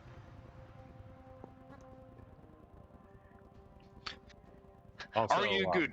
Yes. Okay. Holy fuck, that was awesome. No, That's a so collective Bruce, you reaction. had the boots active, so it's holy fuck, that was pain, and you just double over. Yeah. Oh I'm sorry. I have to make the joke. Mhm. Crab legs, anyone? Right. If you understand, you understand. Moving on. no! I do not. So at the bottom of these stairs where you guys have gathered and Salk is joining you, it kind of like Legend of Zelda style opens into an archway, and through that archway is a completely different cavern because Underdark. As it does. Oh man. Tossing that thing was not fucking fun. Lawrence just reaches up, pats Sock. You know Damn, how heavy a magic ball of bones is? Probably Neither real did I. fucking. Neither did I till a few moments ago. I can tell you, Salk, about how heavy that was. Huh. Do you remember when you were first attuning to Diriak's gaze, how Salkum had a Diriak by the horns and was like pushing on it? Uh-huh. This was about that heavy. Oh my god. Damn. Damn. Yeah. It would Really? have dealt a great deal of bludgeoning damage to anybody who had been hit by it. And this motherfucker just tossed it over the edge. Yep. The tank, what do you expect? What's a tank? A bulldozer in this case. Basically, I eat all the damage. Someone- like turns to Connie. Oh, because there's a bull in his shield. Something like that. I like that word, dozer. Salkum the dozer. Nodding. I don't doze. I don't doze off often at all. Well, you used to. Yeah, before I realized I needed about double the caloric intake I was getting. Pierce helpfully from the back. Salkum the snowplow. The fuck is a snowplow? It's a thing used to clear snow. It's those big shovels. It's a shovel, right. but You weren't size in for an water. ox. You know what a plow is? Like, you use them.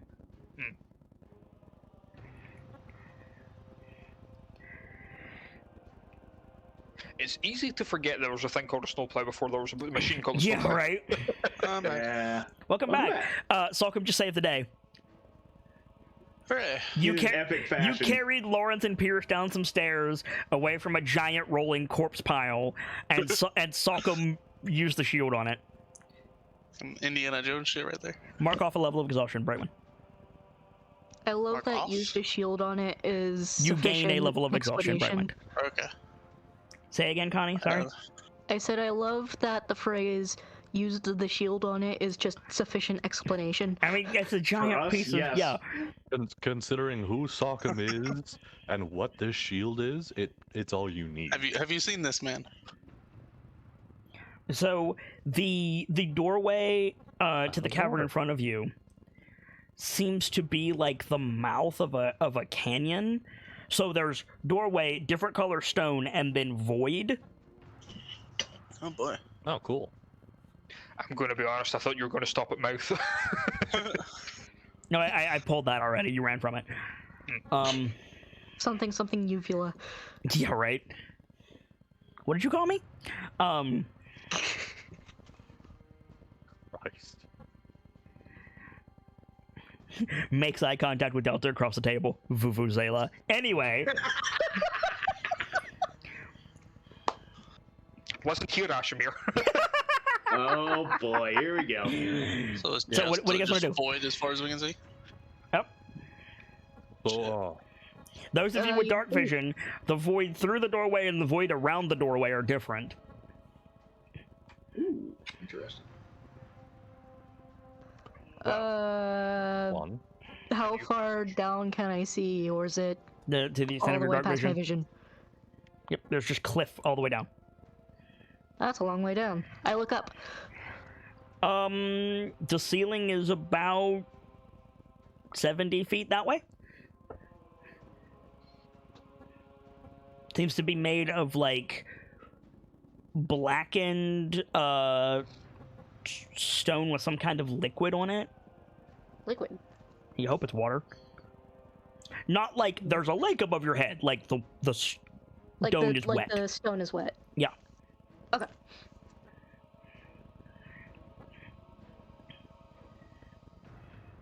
I know this might seem oddly specific, but like dripping wet or like damp, like that kind of wet.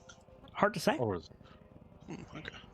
Do we hear a drip, drip, drip? Nem. No.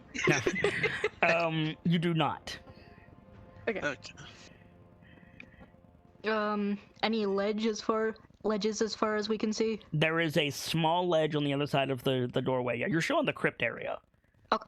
But if you step through, there's about a 4 or 5 inch ledge. Oof, that's tight space. Yeah, That's it is. narrow. Especially for the twins. It extends to your left and right. It might Can not we even be see possible for what's- the twins. Can we see what's on the left and right? The ledge stops after about 100 yards. Oof. do I get anything through the shield? Not looking outward, no. You got a liquid deep within yourself. Up or downward? That No. is a fucking abyss. What's the plan? I'm still coming up with one. Well, we could either try the ledges, or we could turn around and hope something changes. I don't know if we can use the ledges. There's a distinct rattling sound from the crypt around you. Uh-oh. Yeah, we just gotta move on. Yeah. Do you still have those pythons? Yeah, I've got. Well, Sock has one, and I have. Why are you rolling? I don't like that you're rolling. Ominous rolls in the background. Okay. I'll give you a roll back when we put through that So, gap. when Bruce is looking through his pack, there's a whistling sound. Something clatters against the stone at Sieg's feet. Whistling. Yep. Well, what is it? Sieg looks down. There's an arrow skittering across the floor. Skittering. Littering? Like it hit and is sliding. Ah. What direction Something's did it trying come to shoot from? at us. The darkness. In front or? Well, in front of you is the doorway, so no, it came from the crypt, like behind you. But like behind you is like 90% of where you are. Okay. Something I has suggest we noticed go us. forward. Okay. The forward is the narrow ledge. Do we have a plan if one of us falls off the side? I got Grasping Vine prepped. That's a lot of spell, though. I guess there's always Featherfall. I've still got the tail of freedom. Alright, I guess we're doing this. We're gonna get shot at again, I bet. Yep. Oh, whoever wants to go first, go. Does a 15 hit you? No. There's another whistling sound as something glances off Bruce's cloak. Alright, let's go, people. Just look at the direction it came from. Hey, can you please stop? We're trying to leave. Just to make sure we're on the same page, are these whistling arrows, or is it just a flourish that they're whistling? Like, Because there are arrows make specialized a arrowheads that are- whistling noise. Like wooden arrows make a whistling noise when they're fired, but they are not specifically designed to make flute noises. No. Cool. Fair. Yeah, this is There isn't something or anything somebody's attached. shooting at us. There isn't anything attached to the arrows, is there? Feathers. Funny. I get what you were going for, you. No notes or anything. No. All right. So yeah, Like at the risk of blowing out my mic, when I say whistling, I mean. Yep. And like going through the ears. That came out perfect. Thank you. Yeah. They don't do me. What's your plan? I'll bring up the rear, so whoever's going, go. Yep. Connie, does a 12 hit you? It. I mean, I'd fire back, but I'd be firing blind. Sock'em 18, same question. It does not. Hey, so Connie, clang, something clangs off your armor and lands at your feet. Sock, something goes through your cloak. I don't actually have a cloak anymore. Oh, then it just passes like by your ear and clatters off the stone behind you. If we're gonna go. Yeah, whoever's going, go. Go. Forward. Go. Sieg's We in have a front. marching order. Sieg is not in front. Was it not? I thought Sock was in front. Sock is in He's still in the back. back. This area is wide enough that you guys could cluster up and talk. Oh, okay. Right. Okay, I'll go first then. Fucking move it. Lawrence will offer up his shield as extra protection to whoever needs it more. Piercer. I mean, yep. Probably Pierce. Acrobatic check. Pierce has a shield. Pierce does have a shield, but Lawrence's shield... Like, Pierce is probably hiding behind Lawrence's shield with his shield. Fair. So, Bruce, where are you going? Up, down, left, or right? Through the doorway to the left ledge. So you sidle out onto the ledge, like you're playing a Sam Fisher game. Nothing really out here, but you're out on the ledge, no problem. Who's next? Somebody make the call. Excuse me. I guess I will. All right. Guidance.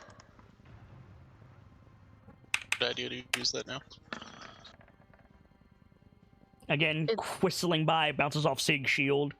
Sorry, acrobatics you said, right? Yep. Hey, next, go. Sock, I'll go next. All right, No one's Connie, picking left, right, up, or down? Following Bruise. All right, so going off to the left. Next. up. No one's speaking up, so I'll go next. We gotta go. All right. Same direction.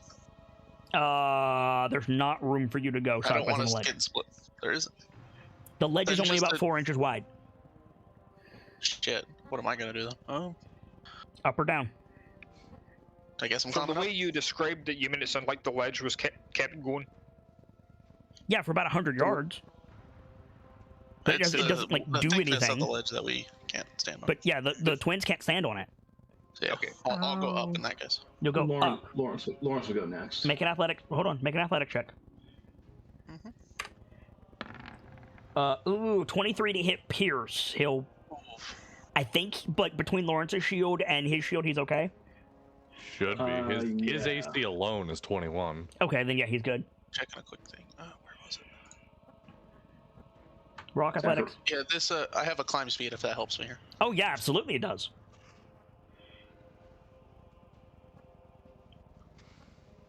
Oh, right, because you have Roving. yeah, you're a ranger. Yeah, go ahead and make the athletic check. Okay. The I knew I had to think for it. the so. wall is wet under your hands, but with your climb speed, it's reduced significantly. Okay. What is your climb speed? My climb speed is my walking speed, so it's Which is? 45. 45. So you shoot up this wall. Do you have dark vision? No. You are blind as a bat. But with that roll, you're fine. You just disappeared. You shimmied up the wall like Spider-Man. I'm up here, guys. I'm an idiot. I didn't realize there wasn't up more. I'll let's start putting titans in to climb up. You're gonna heavily impact the wall while standing on a 4-inch ledge.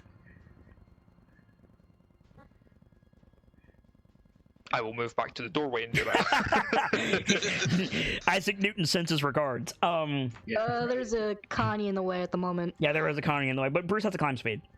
Sure. Okay, Pierce will go. Athletic check for Pierce, please. Yep. And Sieg will go after Pierce. I don't see this going well. I don't either. But he can fly. It's alright.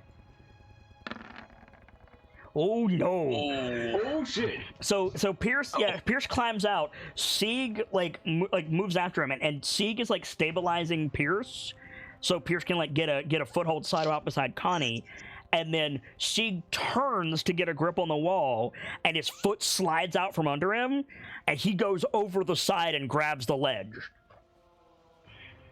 So Sieg is hanging at the bottom of the door. Pull him up. Pull him up. Yeah, who can reach? Who can reach? Right. Bruce, Lawrence, and Sock can I reach. will Yeah, I'll reach too. If Connie will shift back to the doorway, I'll pull him up. Oh, I already said that you climbed up and over her, so you're in the doorway. Okay. You're actually Right, I'm closest in to the doorway. Sieg. I will pull Sieg up then. You pull him up, and he like rubs his hands on his shirt and then looks at him, and like whatever's on his hands didn't come off. In the light of Lawrence's lantern, yeah, you have a lantern. It's like it's like oily and black, but it's not like Slick. it's not. No, it's very slick, but it's not like oil. It's like bear with me. This is a bit of a reference. Lar. It's the texture of Venom, like Venom, the Marvel character. Lovely. Oh. Goop. Yeah, he's got like this black goop on his hands. Ew. Lawrence just looks down at Sieg's hands, looks at Sieg. Like, Can I just press it to get rid of it? Yeah. Done. that Rock is works. covered in this stuff, by the way. Oh yeah. So Sieg is gonna try. He's gonna try to follow Rockham. Before he does, pythons and rope. Oh yeah, good plan. So you hammer in the python. Well, that means I get another attack on Sockham. That's a natural 20, my dude. Fuck. Oh. Should I dodge it or should I eat it? I'm sure you'll be fine. Guys, You're looking at 8 points of piercing damage. I'll just eat it. Alright, so you pull Sieg up, you press his hands, you pull up the python. Sieg shuffles past you back into the crypt to let you out to hammer in the pythons. About this point, there's just a shoom, and Sock is holding his left shoulder. There's an arrow sticking out of it. Oh fuck! Gosh. Ow. I'll help Sieg with the pythons if I can. Bruise is doing the pythons. Bruise. Okay. You can't see. Same. And also, you're 60 feet above everyone, my dude. I didn't go. Or 45 feet above everyone, sorry. But yeah, fair enough. I'll hang around. Fucking unpleasant. We'll get back to you. Uh-huh. Go ahead, Sock him. Fucking unpleasant. I'm gonna try something. Okay. Fireball in the distance. No. Dancing lights. Reaching out in the direction of where the arrow hit me. Yeah. There's a ledge about 30 feet away with 2 skeletons with bows on it. Hey, any of you guys got something to get rid of them? Actually, no, I don't have anything. One of you guys get rid of them fuckers? 21 to hit, Sock him. Nope. Okay. Another arrow comes flying by as you're talking. I mean, I do. You're I'm sure busy. it's like your extra dodge or whatever. Yeah, If that's the case, I will hand the hammer and pythons with the rope to Sieg, and I will come out heavy crossbow. Sieg is already pulling out his bow. Oh, right. What kind of bow does he have? He has a longbow. Good for hunting. True. I mean, I'll grab the heavy crossbow. This better? No. Now that's a shot. Yeah, it is. Woof. Okay. Even with just 6 points of damage, Sieg kills one of them. Nice. That's So quick. he's like, can anybody deal with this? Sieg pulls out his bow, knocks an arrow, fires it, and just takes the skull off of one of these things. Very nice. I can imagine the skull comes off as it's holding the bow and arrow. He just lets the arrow go and feels for the head and then just crumbles. Yeah, exactly. Just comes down. Anyone want to get that other one? How far out is it? About 30 feet. I mean, produce flame and flick. Yeah, it is. Do it, nerd. Make your attack. Burn, motherfucker, burn. That hits, and it kills it. You just make a fireball in your hand, throw it underhanded, just skeleton falls down. Just a lob shot. Mm-hmm. I'm gonna kill the dancing lights. Yep. Okay. Cool. Handled. Right. Right, we'll check that I need to make for these pints. Yeah, I'm gonna have to see that shoulder as soon as we're on stable footing. So you are hammering in pythons, and I'm assuming climbing up as you go. Yeah. Rock. Pythons and rope. About 60 feet up, which is like in the next few seconds for you. Yeah. There's a wide, flat area in the stone. It extends to your left and right as far as you can see, and it extends inward, like you're coming in from the ledge. It extends inward probably 30, 40 feet. Like, it's a big, big thing with, like, a back wall that continues the rest of the way to the ceiling, which is another 30 feet-ish, with these big circular holes cut in it. But everything is covered in this, like, black tar, which you're now covered in. As you're getting your bearings, Bruce climbs up beside you. There's a ledge up here, guys. I know. Big one. Oh, Jesus. And this is where I lost power last week. So welcome back, guys. We made it. Hooray! Hey! It only took us 2 hours. 3 hours. 3. Yeah. 3. I mean, we did it quicker than last time. True. True. I assume there's no sort of light up here. It's just dark. No. Yeah. Anyone got a light? Ghost light. I mean, yeah, ghost light, and also Lawrence's Lantern. Thank you. If we're doing the ghost light, we might want to stuff that out. I'm planning on going anywhere. I'm just gonna wait by this ledge till everyone gets up. Okay. Pierce will use the ropes to get up. Sig will use the ropes to get up. We'll press the rock them in the meantime. Yeah. Yep. Thank you. Press the everybody, because they're all going to be covered in tar. Oh yeah. Yeah. Pierce can do that as well. Yep. Anybody who wants to climb up needs to make an athletic check. I'll roll one for Sig. Pierce is just going to, like, misty step if he needs to, so I'm not going to bother. But I'll roll one for Sig. He's good. Lawrence, with the ropes, you're okay? Yay. Salk, you don't get the benefit of the ropes. Okie dokie. All you can do is hold on to the pythons. Yeah, you can hold on to the pythons, that's true. Yeah, that's fine. Roll in athletics? Yep. Yeah, everybody climbs up. You're in this, like, wide, flat area now. There's these pools of... In the ghost light, you can see this. There's these pools of liquid, like, set into the into the wide, flat area. And they're, like, greenish-yellow. Huh. I will inspect one. And now with the ghost light, like, everything is covered in this, like, thick, black, oily substance. No one know what this stuff is. Bruce, you inspect one of these pools. Just getting close to it, it smells like floor cleaner. Ugh. Mixed with, like, the runoff from industrial drilling. Yeah, it's not great. I smelled that shit. It's terrible. Oh, that's going to sting his nose. Oh, yeah, it is. Well.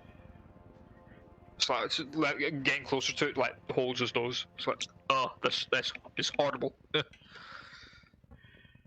I wouldn't have any way to figure out what this stuff is. From what I've learned in the years. Make a nature check with disadvantage. Yeah. Actually, make it flat because Sig's going to help you. Thank you, Sig. I'm pretty good at nature. We'll see what happens. When you learn not to say that. Never. Yeah, Rockham. These are, like... a runoff of whatever composes this cavern, but it's like there's definitely sulfur in there, there's definitely hydrochloric acid in there, a couple other things. It will certainly make you sick if you touch it. It might melt the skin off your hand. Yeah, this stuff will melt you, so don't touch it. Melt your hands, make you sick. Just avoid it.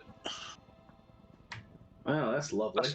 That stuff couldn't be used to get rock off of gemstones, could it? It certainly can, yeah. Might eat the gemstone if you time it wrong. Might eat the gemstone. Eh. But like if you had like a way to apply it specifically, yeah, it would work great. Do you have a safe way to harvest some of it? I mean glass jars. Yeah. Yeah, glass is anyone got non-reactive. Mage hand? Say again? Mage hand. Yeah. I mage hand it into some jars. I mean, I've got this jar of fucking poison I've been looking around this entire time. Oh, yeah, I Poison's forgot right about off. poison's probably off, so we can put some in that. Connie. I may have asked this before, but does expired poison like get worse or better? Depends on the substance. It becomes unpredictable. Yes, it becomes unpredictable is the answer. I see. Connie, it could be worse, it could be better. Yes? Those circular holes in the back wall keep getting your attention while the boys are distracted by the puddle. Something is just like itching at the back of your brain. And before you say, no, it's not like boulette or purple worm, but it does strike you as like druid of the moon animal. Like those were made by a creature. So yeah, For the record, I will empty out the poison and with a mage hand. Because I have mage hand. Any Take a vial of Underdark acid. Oh. Any Is it a vial or a jar? indications of what might have made it? Not immediately to hand, no. Alright. I don't know if it's a vial or a jar, Brightwind. I thought he had a vial, but he said jar. Yeah, that's what I'm asking. Don't say jar. Yeah, what is it? Jar. You have a jar. Okay, so you have 10 ounces of this stuff. So yeah, she says these holes were definitely made by a critter. We probably shouldn't stay around here for very long. Probably not. Nothing specific springing to mind, but there's all sorts of things that could have made a tunnel like that. So your choices are go through the holes in the wall or go left or right. Differences between left and right? Not that you can see. That's a good point. Is there... And you mentioned there was... It's just like the thick tar on the ground. Is there anything else that's notable? It's not thick tar on the ground. It's thin tar on fucking everything. Fair. Is there anything else notable on the ground? The acid pools. And as you're asking, make a perception check. Perception... Not performance.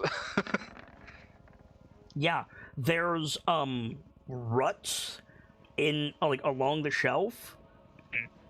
You're standing on a shelf. The landmark is called a shelf. There's ruts in the shelf that go all the way left and right, in both directions. There's 2 of them, and they are exactly 9 feet apart. Same width. Yeah. I don't know about a lot of you, but that sounds like a cart track. Down here? Well, there are creatures that live down here, like civilizations. Yes, but a cart? People gotta move goods somehow. Yeah. I guess. And if it's from one stable place to another, then it's usually a good place to make sure that it can go smoothly. Huh. It's worth it. So do we Yeah, I'd say follow we the follow next at least. Yeah. Agreed. Alright. Alright, left or right? Heads or tails? Yeah, right? I don't know, right's calling to me. Let's go right. Go to right? Okay. Yep. Marching order. Lawrence in the middle. Sock 'em first. Yeah, can. I'll be Okay. behind Sock 'em. Alright, Seek will be behind you. Sock. Bruce. I'll be Lawrence. towards the You and back, I Pierce guess. and me. So, Sockham, Bruce, Sieg, Lawrence, Pierce, Connie, Rock. I think so, yeah. I would maybe switch Lawrence and Pierce, so the squishy is directly in the middle. Okay. Yeah, okay. You also don't have to move single file. This place is wide. Sure. Fair enough. I'm making sure to keep kind of on a pivot as we're going. Oh, yeah, Okay. my head's on a swivel, making sure that nothing's coming out of the holes. Funny you should say that. Hey, Sockham. Uh-huh. Ahead of you, you see, it looks like the cavern comes to an end, but as you get a little closer and you see, like, your dark vision starts picking up details, you see that it's a lizard or a snake. You're not sure. It's huge. It's like 30 feet, like, thick. It goes from where you're standing up to the ceiling. It's covered in that same black tar substance, and it's just stretched across the path in front of you, coming out of one of these holes. He's just gonna kind of put his hand up. Like, yeah, maybe let's stop for a second. Okay. I don't know what the fuck that is. Okay. Does it look alive? Seems to be, yeah. Yeah. Looks snake-like? You're not as clear as you should be, Salk. Seems there you go. Snake-like? Worm-like? Something like that.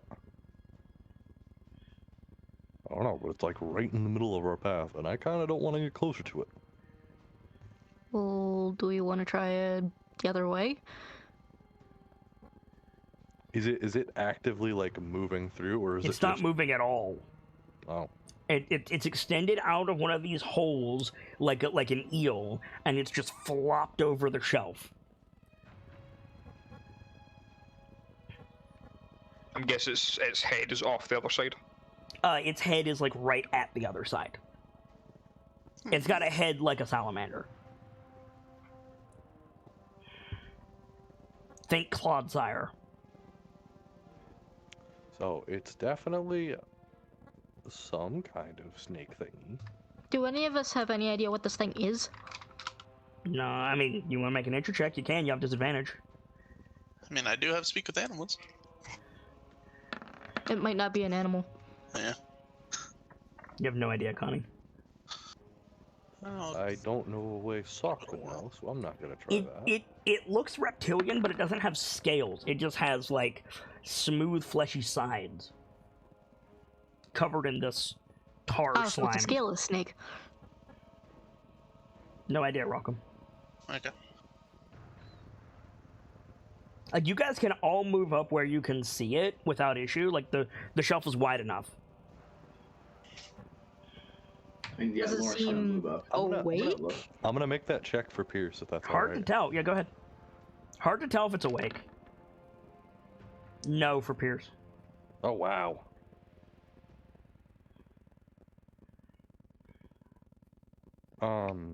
I vote unless it attacks, we don't fuck with that. Are you casting guidance for Pierce?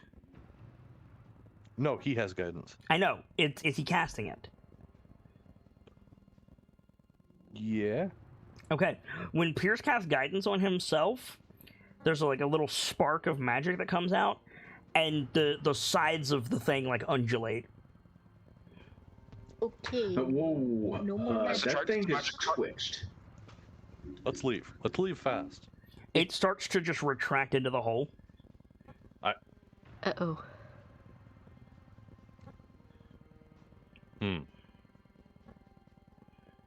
I suspect it might be playing peekaboo if it's interested in us at all. The magic isn't subtle and it's kind of dark here, so maybe the sudden light of magic scared it off? Maybe, yeah. To borrow a phrase, prepare for the worst, but hope for the best. Yes. Good idea. Let me see that helmet from earlier. Seed crouches down and like puts his hand flat on the ground, closes his eyes. You want to give him the helmet, Lawrence? Yeah, I'll pass it over. Okay. I'm gonna hold the helmet so I can like not wear. I'm not gonna wear it, obviously. You can't wear it in the first place. It doesn't fit you. No, he can. It just he'll like. Oh, I see. There is no. You cannot use this piece of item.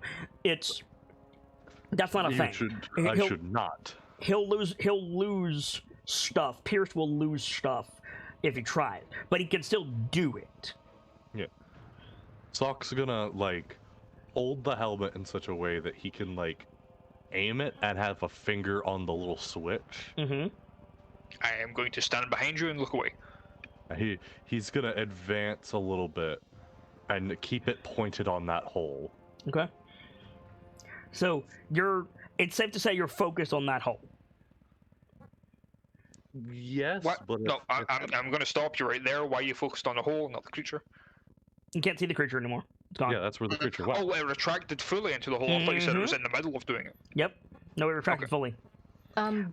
Sweeping back and forth to make sure it doesn't try and surprise us. But it's fair to say you're focused on that hole, right, Sockham?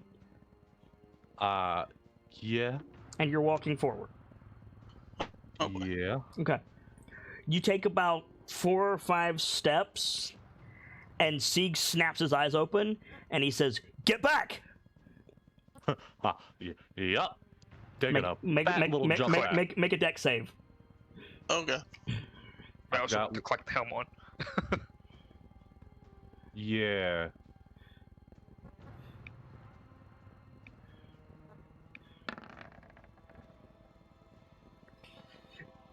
Shield doesn't apply here, homie. I had that clicked from earlier. I'm gonna re-roll that with the inspiration I have. That's a good plan.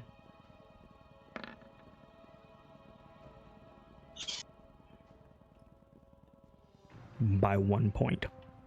Oh! You throw your weight back real quick. The helmet comes out of your hand and flies back over towards the nightlight, not away, but like slips out of your hand. You fall on your butt as this thing rockets out of the hole immediately to your left and just clamps down like a T-Rex on open air before slowly retracting again. Okay. Before slowly retracting again. You turn the light on it and turn it on it. This thing doesn't have any eyes. It does not react at all. But like eel is accurate, like a big oily tar eel with a T-Rex head.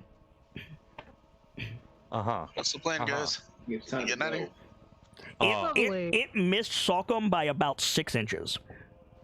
Jeez. Given its size, that's pretty damn close. Yeah. Normally I'd be like, we could just kill it, but also this is a burrowing entity. We do not want a ledge. I mean, it also doesn't have eyes, so throw something out and get ready to smack it when it comes out.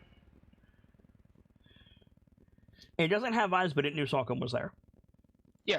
I mean, I imagine tremor sense or something. I was walking either tremor forward. sense or true sight or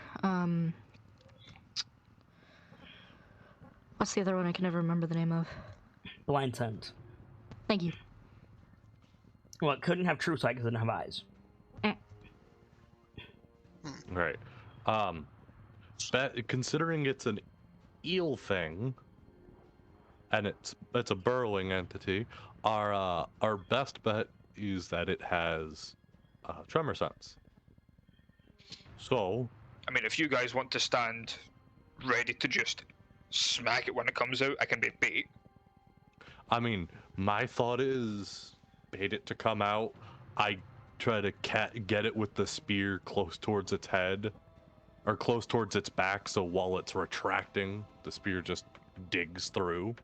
Just to consider it, there's also other paths. Just want to put it out there. Yes, they haven't disappeared already. But we may already have this fucking thing's attention. Fair. Oh, we definitely have this thing's attention. It just tried to eat you. It might just try to chase us. It's a fair point. I just wanted to make it known in case people forgot. Yeah. Okay.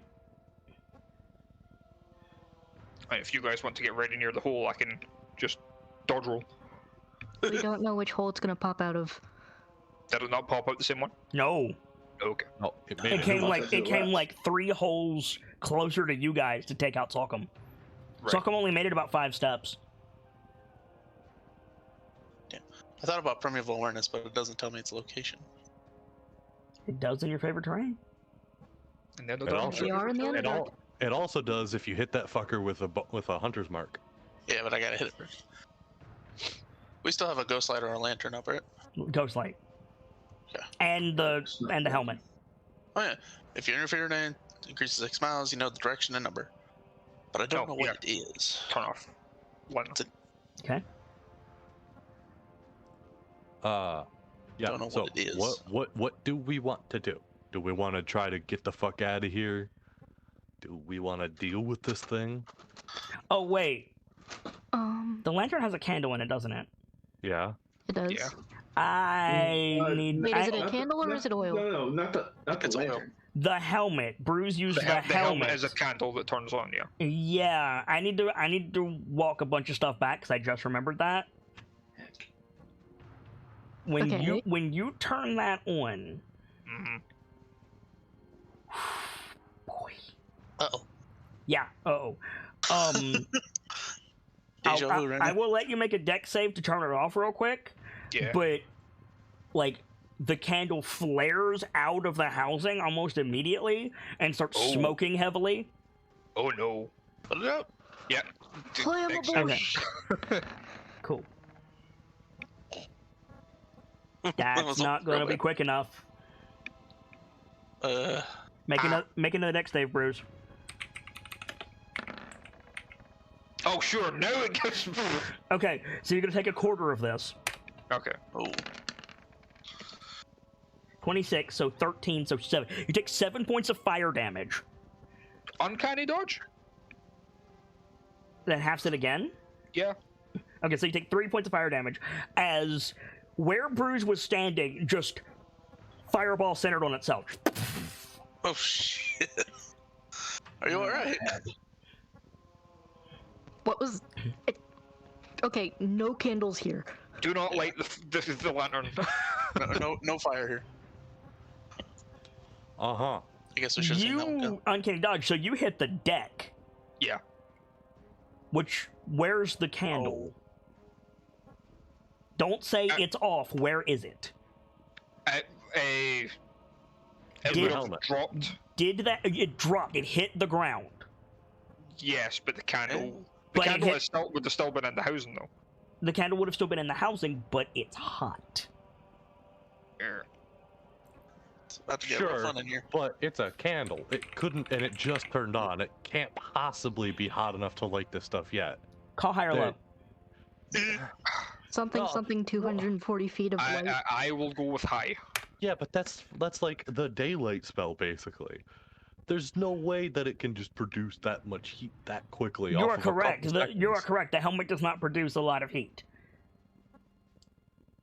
And luckily for you, Bruce, it doesn't contact the extremely flammable tar. Yep. Which you're all covered Scrabble in. to turn it off. Yep. Yeah. Turn it off real quick. I was gonna say, there's no fucking way. Yeah, but the problem is you're focused on the helmet. Yeah, if the helmet landed and then fell to the side and the flame touched the tar.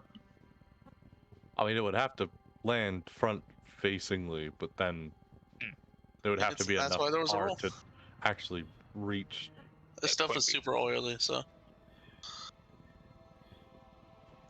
Anyway. Like, this thing ignited the air, the ambient fumes of this stuff. Yeah. Just saying. So what's the plan here, guys?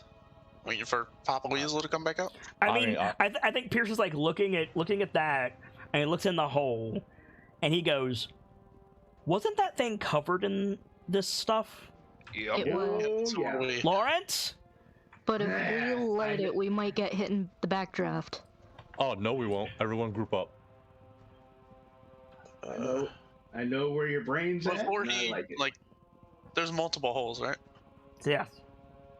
Yeah, it might not work, but I'm gonna try Primeval Awareness on the, what's the type? Centipede looking motherfucker. Not I not didn't centipede, choose it's, the it's type. reptilian. That reptilian. The only one I could, it's probably not a dragon, so I guess my next best thing would be like maybe Aberration? See if that pings. Okay. Aberrations, Celestials, Dragons, Elementals, Fae, Fiend, Undead. And your And I favorite have to enemies. choose one. Yes. Oh, that's right. What are my favorite again? I haven't looked at that in a minute. It's like dragons and something else. I Giants. think giants. Giants and Dragons. I've got a potentially rude question. Uh-huh. Uh-huh. Is CR aside, would Connie be capable of turning into this thing? I'm not telling you if it's a beast or not. You don't even know what it is. Valid. What are you primeval awarenessing? aberrations and then giant dragon for favorite enemy. Well, no, you only get one. Oh, it's extra options. I see now. So aberrations. Aberrations. Okay. Yes, I have. So you call on your primeval awareness. There are 24 aberrations within 6 miles of you. Good to know. Oh, good. Well, there's some aberrations near us. I have no idea if it's this thing, but Are they popping in and out of existence? Nope. no, they're pretty static. We're in your favorite terrain, so you should be able to pinpoint them. You can. Any near us of relevance besides Yes, just all around? there's one within range of your dark vision, and you open your eyes and you look at it, and it just looks like a stalagmite on the ground. Oh, I know what that is. A stalagmite is an aberration. Kind of looking confusedly uppers. Pierce immediately goes, "We're leaving. We need to move now." Right. Start backing up. Okay, then fuck it, we run forward. Lawrence puts his shield. Oh, we're running forward. All right. Are you or are you not going to blast this thing, Lawrence? Yeah. Okay, so are you running forward or are you blasting the thing? I'm gonna blast it when it pops out again. Why are you blasting it when it pops out again? Why not blast it in its lair? Yeah, there's that. Yeah, I'll just do I'm that. so concerned about this backdraft, but okay. Sock's Well, got us. Sock mentioned he had something for He's got us. What are you blasting it with? I figured, produce flame would be enough. I mean, Because... or you could, yeah, theoretically it could, or you could make sure. That's what I'm asking. Ah, okay. Fuck it up. I mean, yeah. In that case, I'll fire knife it. All right, so you spawn your fire knife, throw it into the hole. There's a guttural growl, and then just white hot light from all of these circular holes. And then, in sequence, they start turning on jet engines. Oh shit! ... Suck up. Yeah. You had a plan for this, right? If it starts getting close to us, I'm activating the tail of Trin to sculpt around us. Okay, understood. Huddle up, everybody. Does a 28 hit you, Sock'em? A 28? Yeah. Oh. Yes. So, from both sides of you guys, from the left and the right, these holes start firing jets of flame out into the caverns. And then, Bruce goes, "Sock'em!" And Sock, you go to call in the tail of Trin, and you feel, tension on your arm right before you go to make the somatic component, and you're like, "What?" And then you're just jerked to the ground. Yes, it is strong enough to do this. Jerked to the ground, and you start getting dragged across the floor toward the stalagmite that Brightwind pointed out. I fucking knew it. Do we have Ghost Light still? You have Ghost Light, and I'm also going to need everybody's initiative. Shit, okay. That's fair. Ah! We should have just left. I mentioned it. It's fine. We'll be fine. I even said we run forward. Yes. Things are happening in sequence, so. So I'm a little surprised the stalagmite didn't get hit too. It hasn't gotten hit yet. They're coming at you in sequence. My token is not spawning. Okay. Come the fuck on, Sock'em. Oh boy. There we go. I mean, you did just get yoinked, so. Sorry, I'm big. Immediate warning. It's getting close to when I have to go. Yeah, understandable. I've got an early morning. Fuck. Oof. Make sure you roll for sequel, so Make sure you roll for Pierce, please.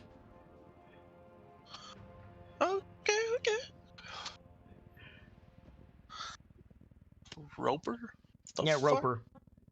Oh, god damn it. I've dealt with a roper? Oh god, what the hell? I just saw it pop up. Alright. Ronk, you're first, and you're looking right at the thing. God, I'm first? Fuck. It's got a bunch of tentacles, wrapped around Sock'em, drawing it towards it. seemingly unaware or uncaring of the fire coming up behind it. Do I attack it or do I try to help knock him out of this thing? I would suggest untying Sockham, because that's what I'm going to do. Yeah, I'm getting dragged, so just kill the fucker. see him getting dragged away. Pull up the bow. Fire bow. No, I'm kidding. I don't want to burn my brother to a crisp. I could just Eric my way back to the rest of you. Yeah, you guys, you're fine. You're fine. I'm gonna take just 2 regular arrows for now. And take 2 shots at it. All right. Make your Actually, attack. first I'm gonna Hunter's Market. Okay, noted. So I haven't used that in a while. And longbow.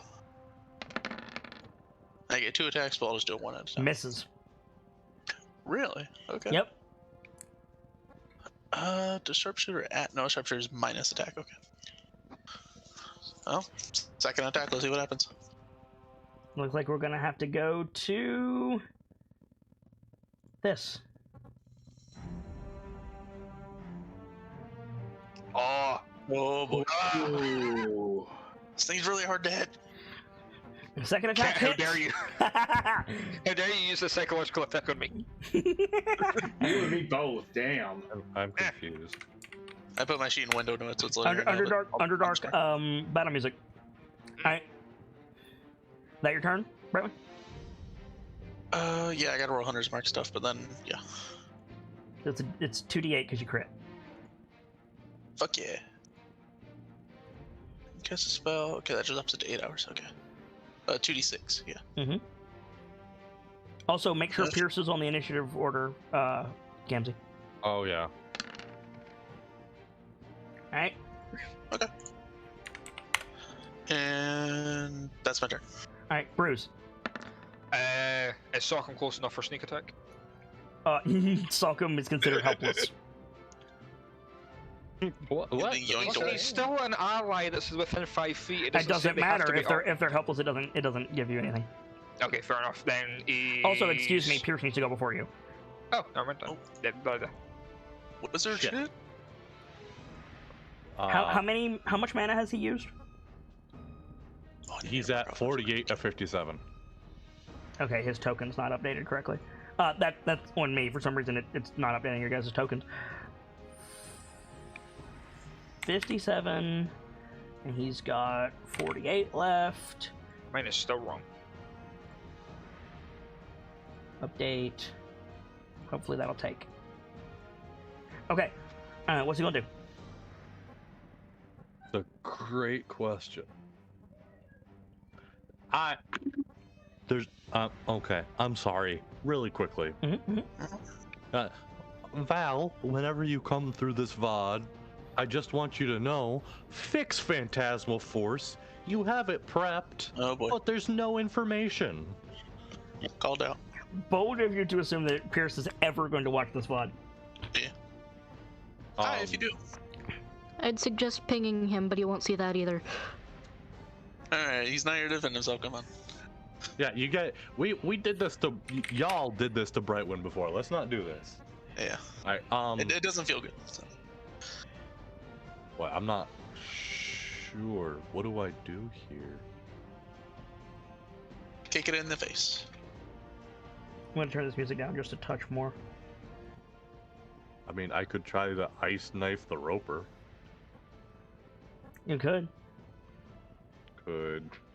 Could Sanctuary sock him? Yes, you could. That's a bonus action? Yep. Sanctuary sock him. Alrighty, Oh. Sanctuary Sockham. Where's my holy That shield? shield Sockham is a sanctuary. Yeah. Where's I have a holy shield token, don't I? I'll use this. That'll work. Okay. And then main action. Hang on, I'm checking to find out if this spell he has prepped is useful at all. Duh. Nope. It's a great question, let me tell you.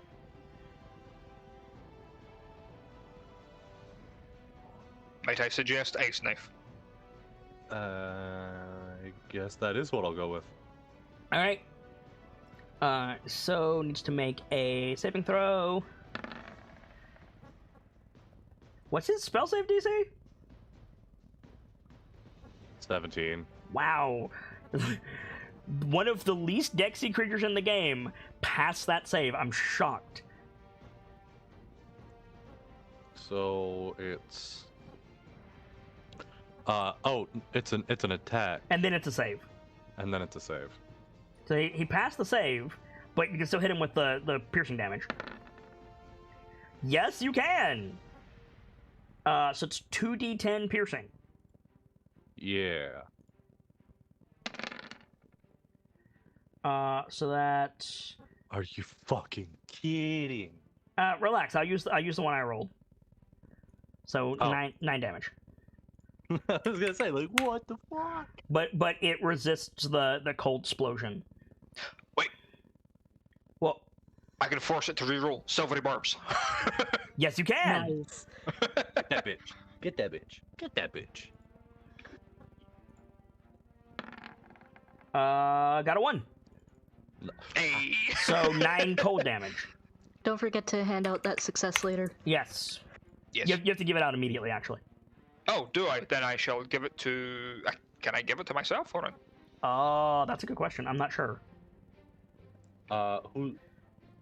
Yeah, you. You then choose a different creature within range. You could choose yourself. Yes. So what does Bruce's College of Four Seasons Silvery Barbs look like?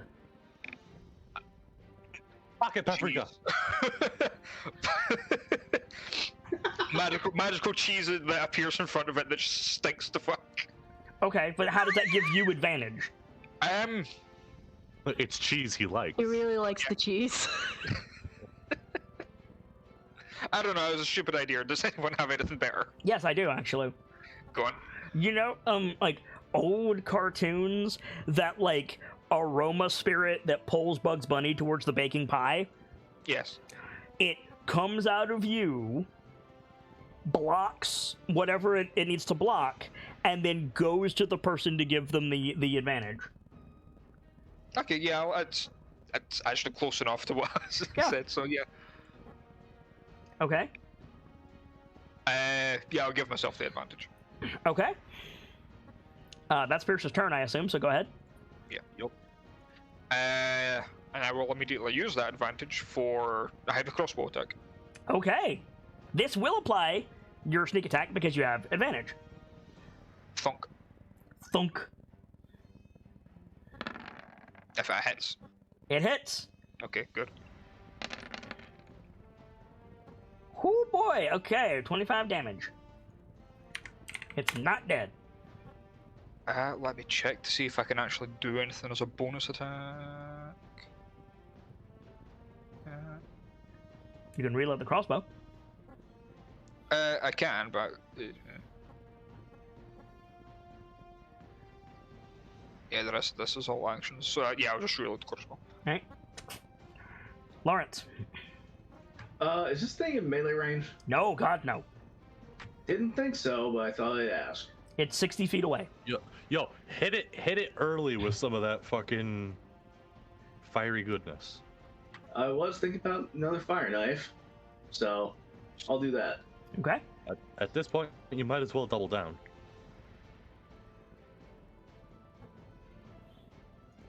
Go ahead and make your attack. What's your spell save DC? I just want to point out those people who can see my rolls. This Roper is rolling like a champion. We can also see your rolls. Can you? Okay, good. Yeah. So it wouldn't hit anyway, but. Well, no, that's the save part. You can still hit it with the piercing part. Okay. Which is an attack roll. Yeah. Sorry. So. And just because it's safe from the fire damage doesn't mean the tar it's likely covered in is. Fuck. What happened? No, Gamzey's absolutely right. It's gonna ignite the tar around it. Oh shit. As soon as I see fire flying over my head, I'm reaction Ericing. Okay, noted. Back to the group. And my roll apparently didn't go through? No, it didn't.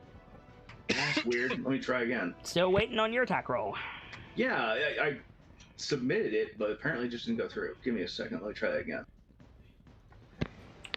Doot. Yeah, it's asking me for level and all that, and I'm hitting submit, and You have to choose the level, homie.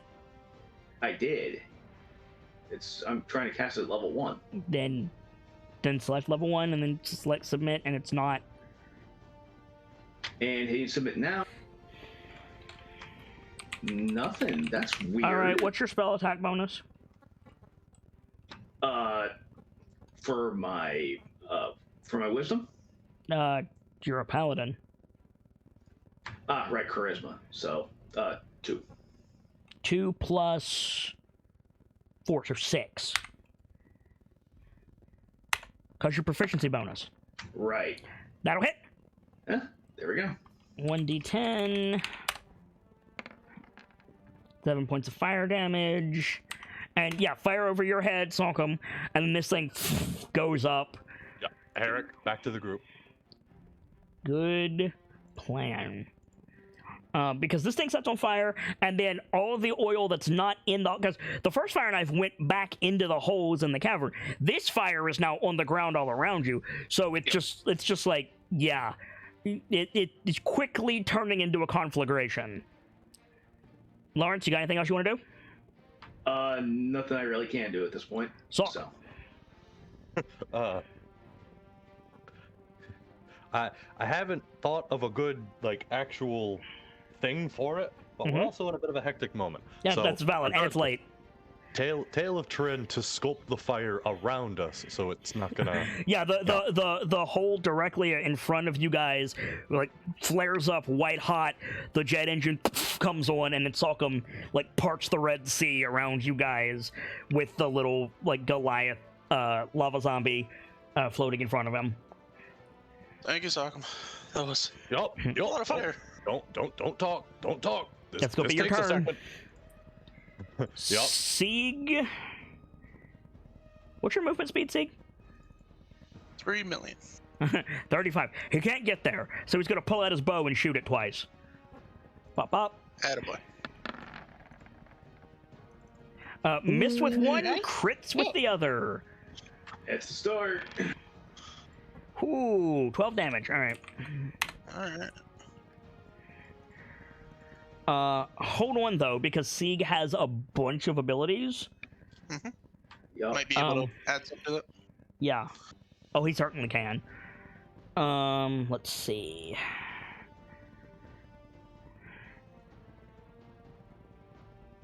He could action surge it. Hold on, he might not need to.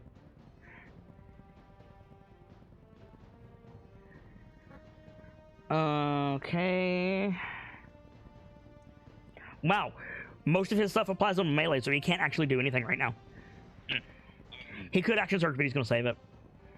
Fair. Connie. Sorry, real quick. Sorry, how far away did you say this thing is? We're wrapping up as soon as this thing is dead. Okay. About 60 feet, Connie. Okay. I know you gotta go, so we're wrapping up as soon as this thing dies. Yeah. We'll deal with the fire next week. I'm gonna add to the conflagration a bit. Flaming Sphere. Woof. Okay. Isn't that the huge one? Yes, it is. Oh god. The flaming sphere grows 5 times the size. Fucking Germans, man, I tell you. So, do you have to see the point within range, Connie? Let me double check that. Because you're currently in a wind tunnel made of fire. Salk is sculpting it around you. In an unoccupied space of your choice within range? No, okay. Also, don't forget to apply your increased fire damage. Thank you for the reminder. So you're just gonna drop this on the boy? Correct? Okay. Dexterity saving throw. So on the one hand, he's rolling like a champion. On the other hand, I have to beat a 19. There's no way it only does 7 damage, Connie. Check that again. Okay. Okay, rolled a 4, so he failed. Does it really only do 7 damage? With your increased fire damage? That's before accounting for the extra fire damage. Doesn't the extra fire damage increase the dice, though? Hang on.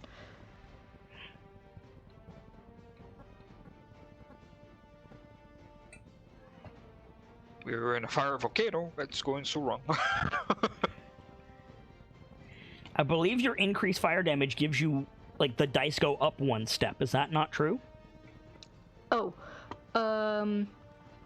no, it's, all your fire spells, go up a level. So that should have been... 3d6. Third level cast. So roll another d6. You want me to do it? I've already got it. Sorry, I already hit the thingus. Okay, great. Cool. 12 damage. It's dead. Oh, okay. You might want to get rid of that sphere. Yeah. Yeah, as soon as it's dead, it's gone. Okay. Sorry. We will deal with the conflagration all around you next week. We gotta go. Yeah. Yep. Welcome to the Underdark, KnightLites. Yes, I is right. Let's do some shout-outs, shall we? Welcome to the new chapter. Birchmila. Hey, I'm Birchmila, aka Gracie. I do art and things for Kids Channel, and I also love tabletop, so if you like either of those things, give me a poke. I'm also currently obsessed with Kalimba, so if you like that, give me a poke. I don't know what that is, but I'll take your word for it. Brightwind. Hi, I'm Brevin. I do art stuff sometimes. I recently took a break from IRL stuff, so trying to get back into it now. So if you want to see the art stuff, you can see it on Brightwind at DeviantArt, and sometimes I throw it in the Discord. Cheers. Thanks for having me. Thanks for being here. Delta. Might want to do Gamsey first. All right, Gamzee. Hi, I'm Gamzee. I played Salcom. You know that. We love you. Thank you for watching. I'm gonna go make lunch and go bed. Good night. Thanks for being here, friend. Good call, Delta. Yeah. Delta. Yeah. Shoutouts are a thing. Words have left me. Fuck. Resident Mad Scotsman. Destiny Warframe. Something Resident Mad Scotsman. Something archive shit. Go watch the backlog. Love y'all. See you later. Triscare, finish us out. Hey folks, Trashgary here. I knit soft and fluffy things, and while the holidays are come and gone, the cold has not left us yet, and I'm happy to oblige in that regard. And budgeting is as it always is, and summer will be here for vacation soon enough. So if you need any help, feel free to hit me up on the Discord anytime. For my part, as ever, I am the Sharp-Eyed Kitsune, the teller of tales and the weaver of mysteries, the masked bard. This is a community that is ever devoted to lore and storytelling, world-building, role-playing, and discussions of those things. So if that's your fancy, you're in most excellent company here, and I do hope that you enjoyed your time with us. This has been Dice-Icive Action Tales of the KnightLites, our weekly D&D 5-Point Fox series of short stories bridging the gap between two full-length campaigns. Though, admittedly, the tale that we're currently on, The Long Dark, might be a campaign unto itself, but I hope you all enjoyed it as much as I'm enjoying bringing it to you. And for now, as ever, it's time to close the book on today and leave you with these parting words. From myself and my keepers and those joining me on the stage this evening, to each and every one of you, the regulars, the followers, the newcomers, and the lurkers, whether you're just having a seat by the fire or you've got a running tab at the bar, remember, there's always more stories to tell. And hopefully, I'll see you all next time for more Tales of the KnightLites and a new chapter. Good night, you guys. Thank you so much for stopping by, and hope to see you again very soon.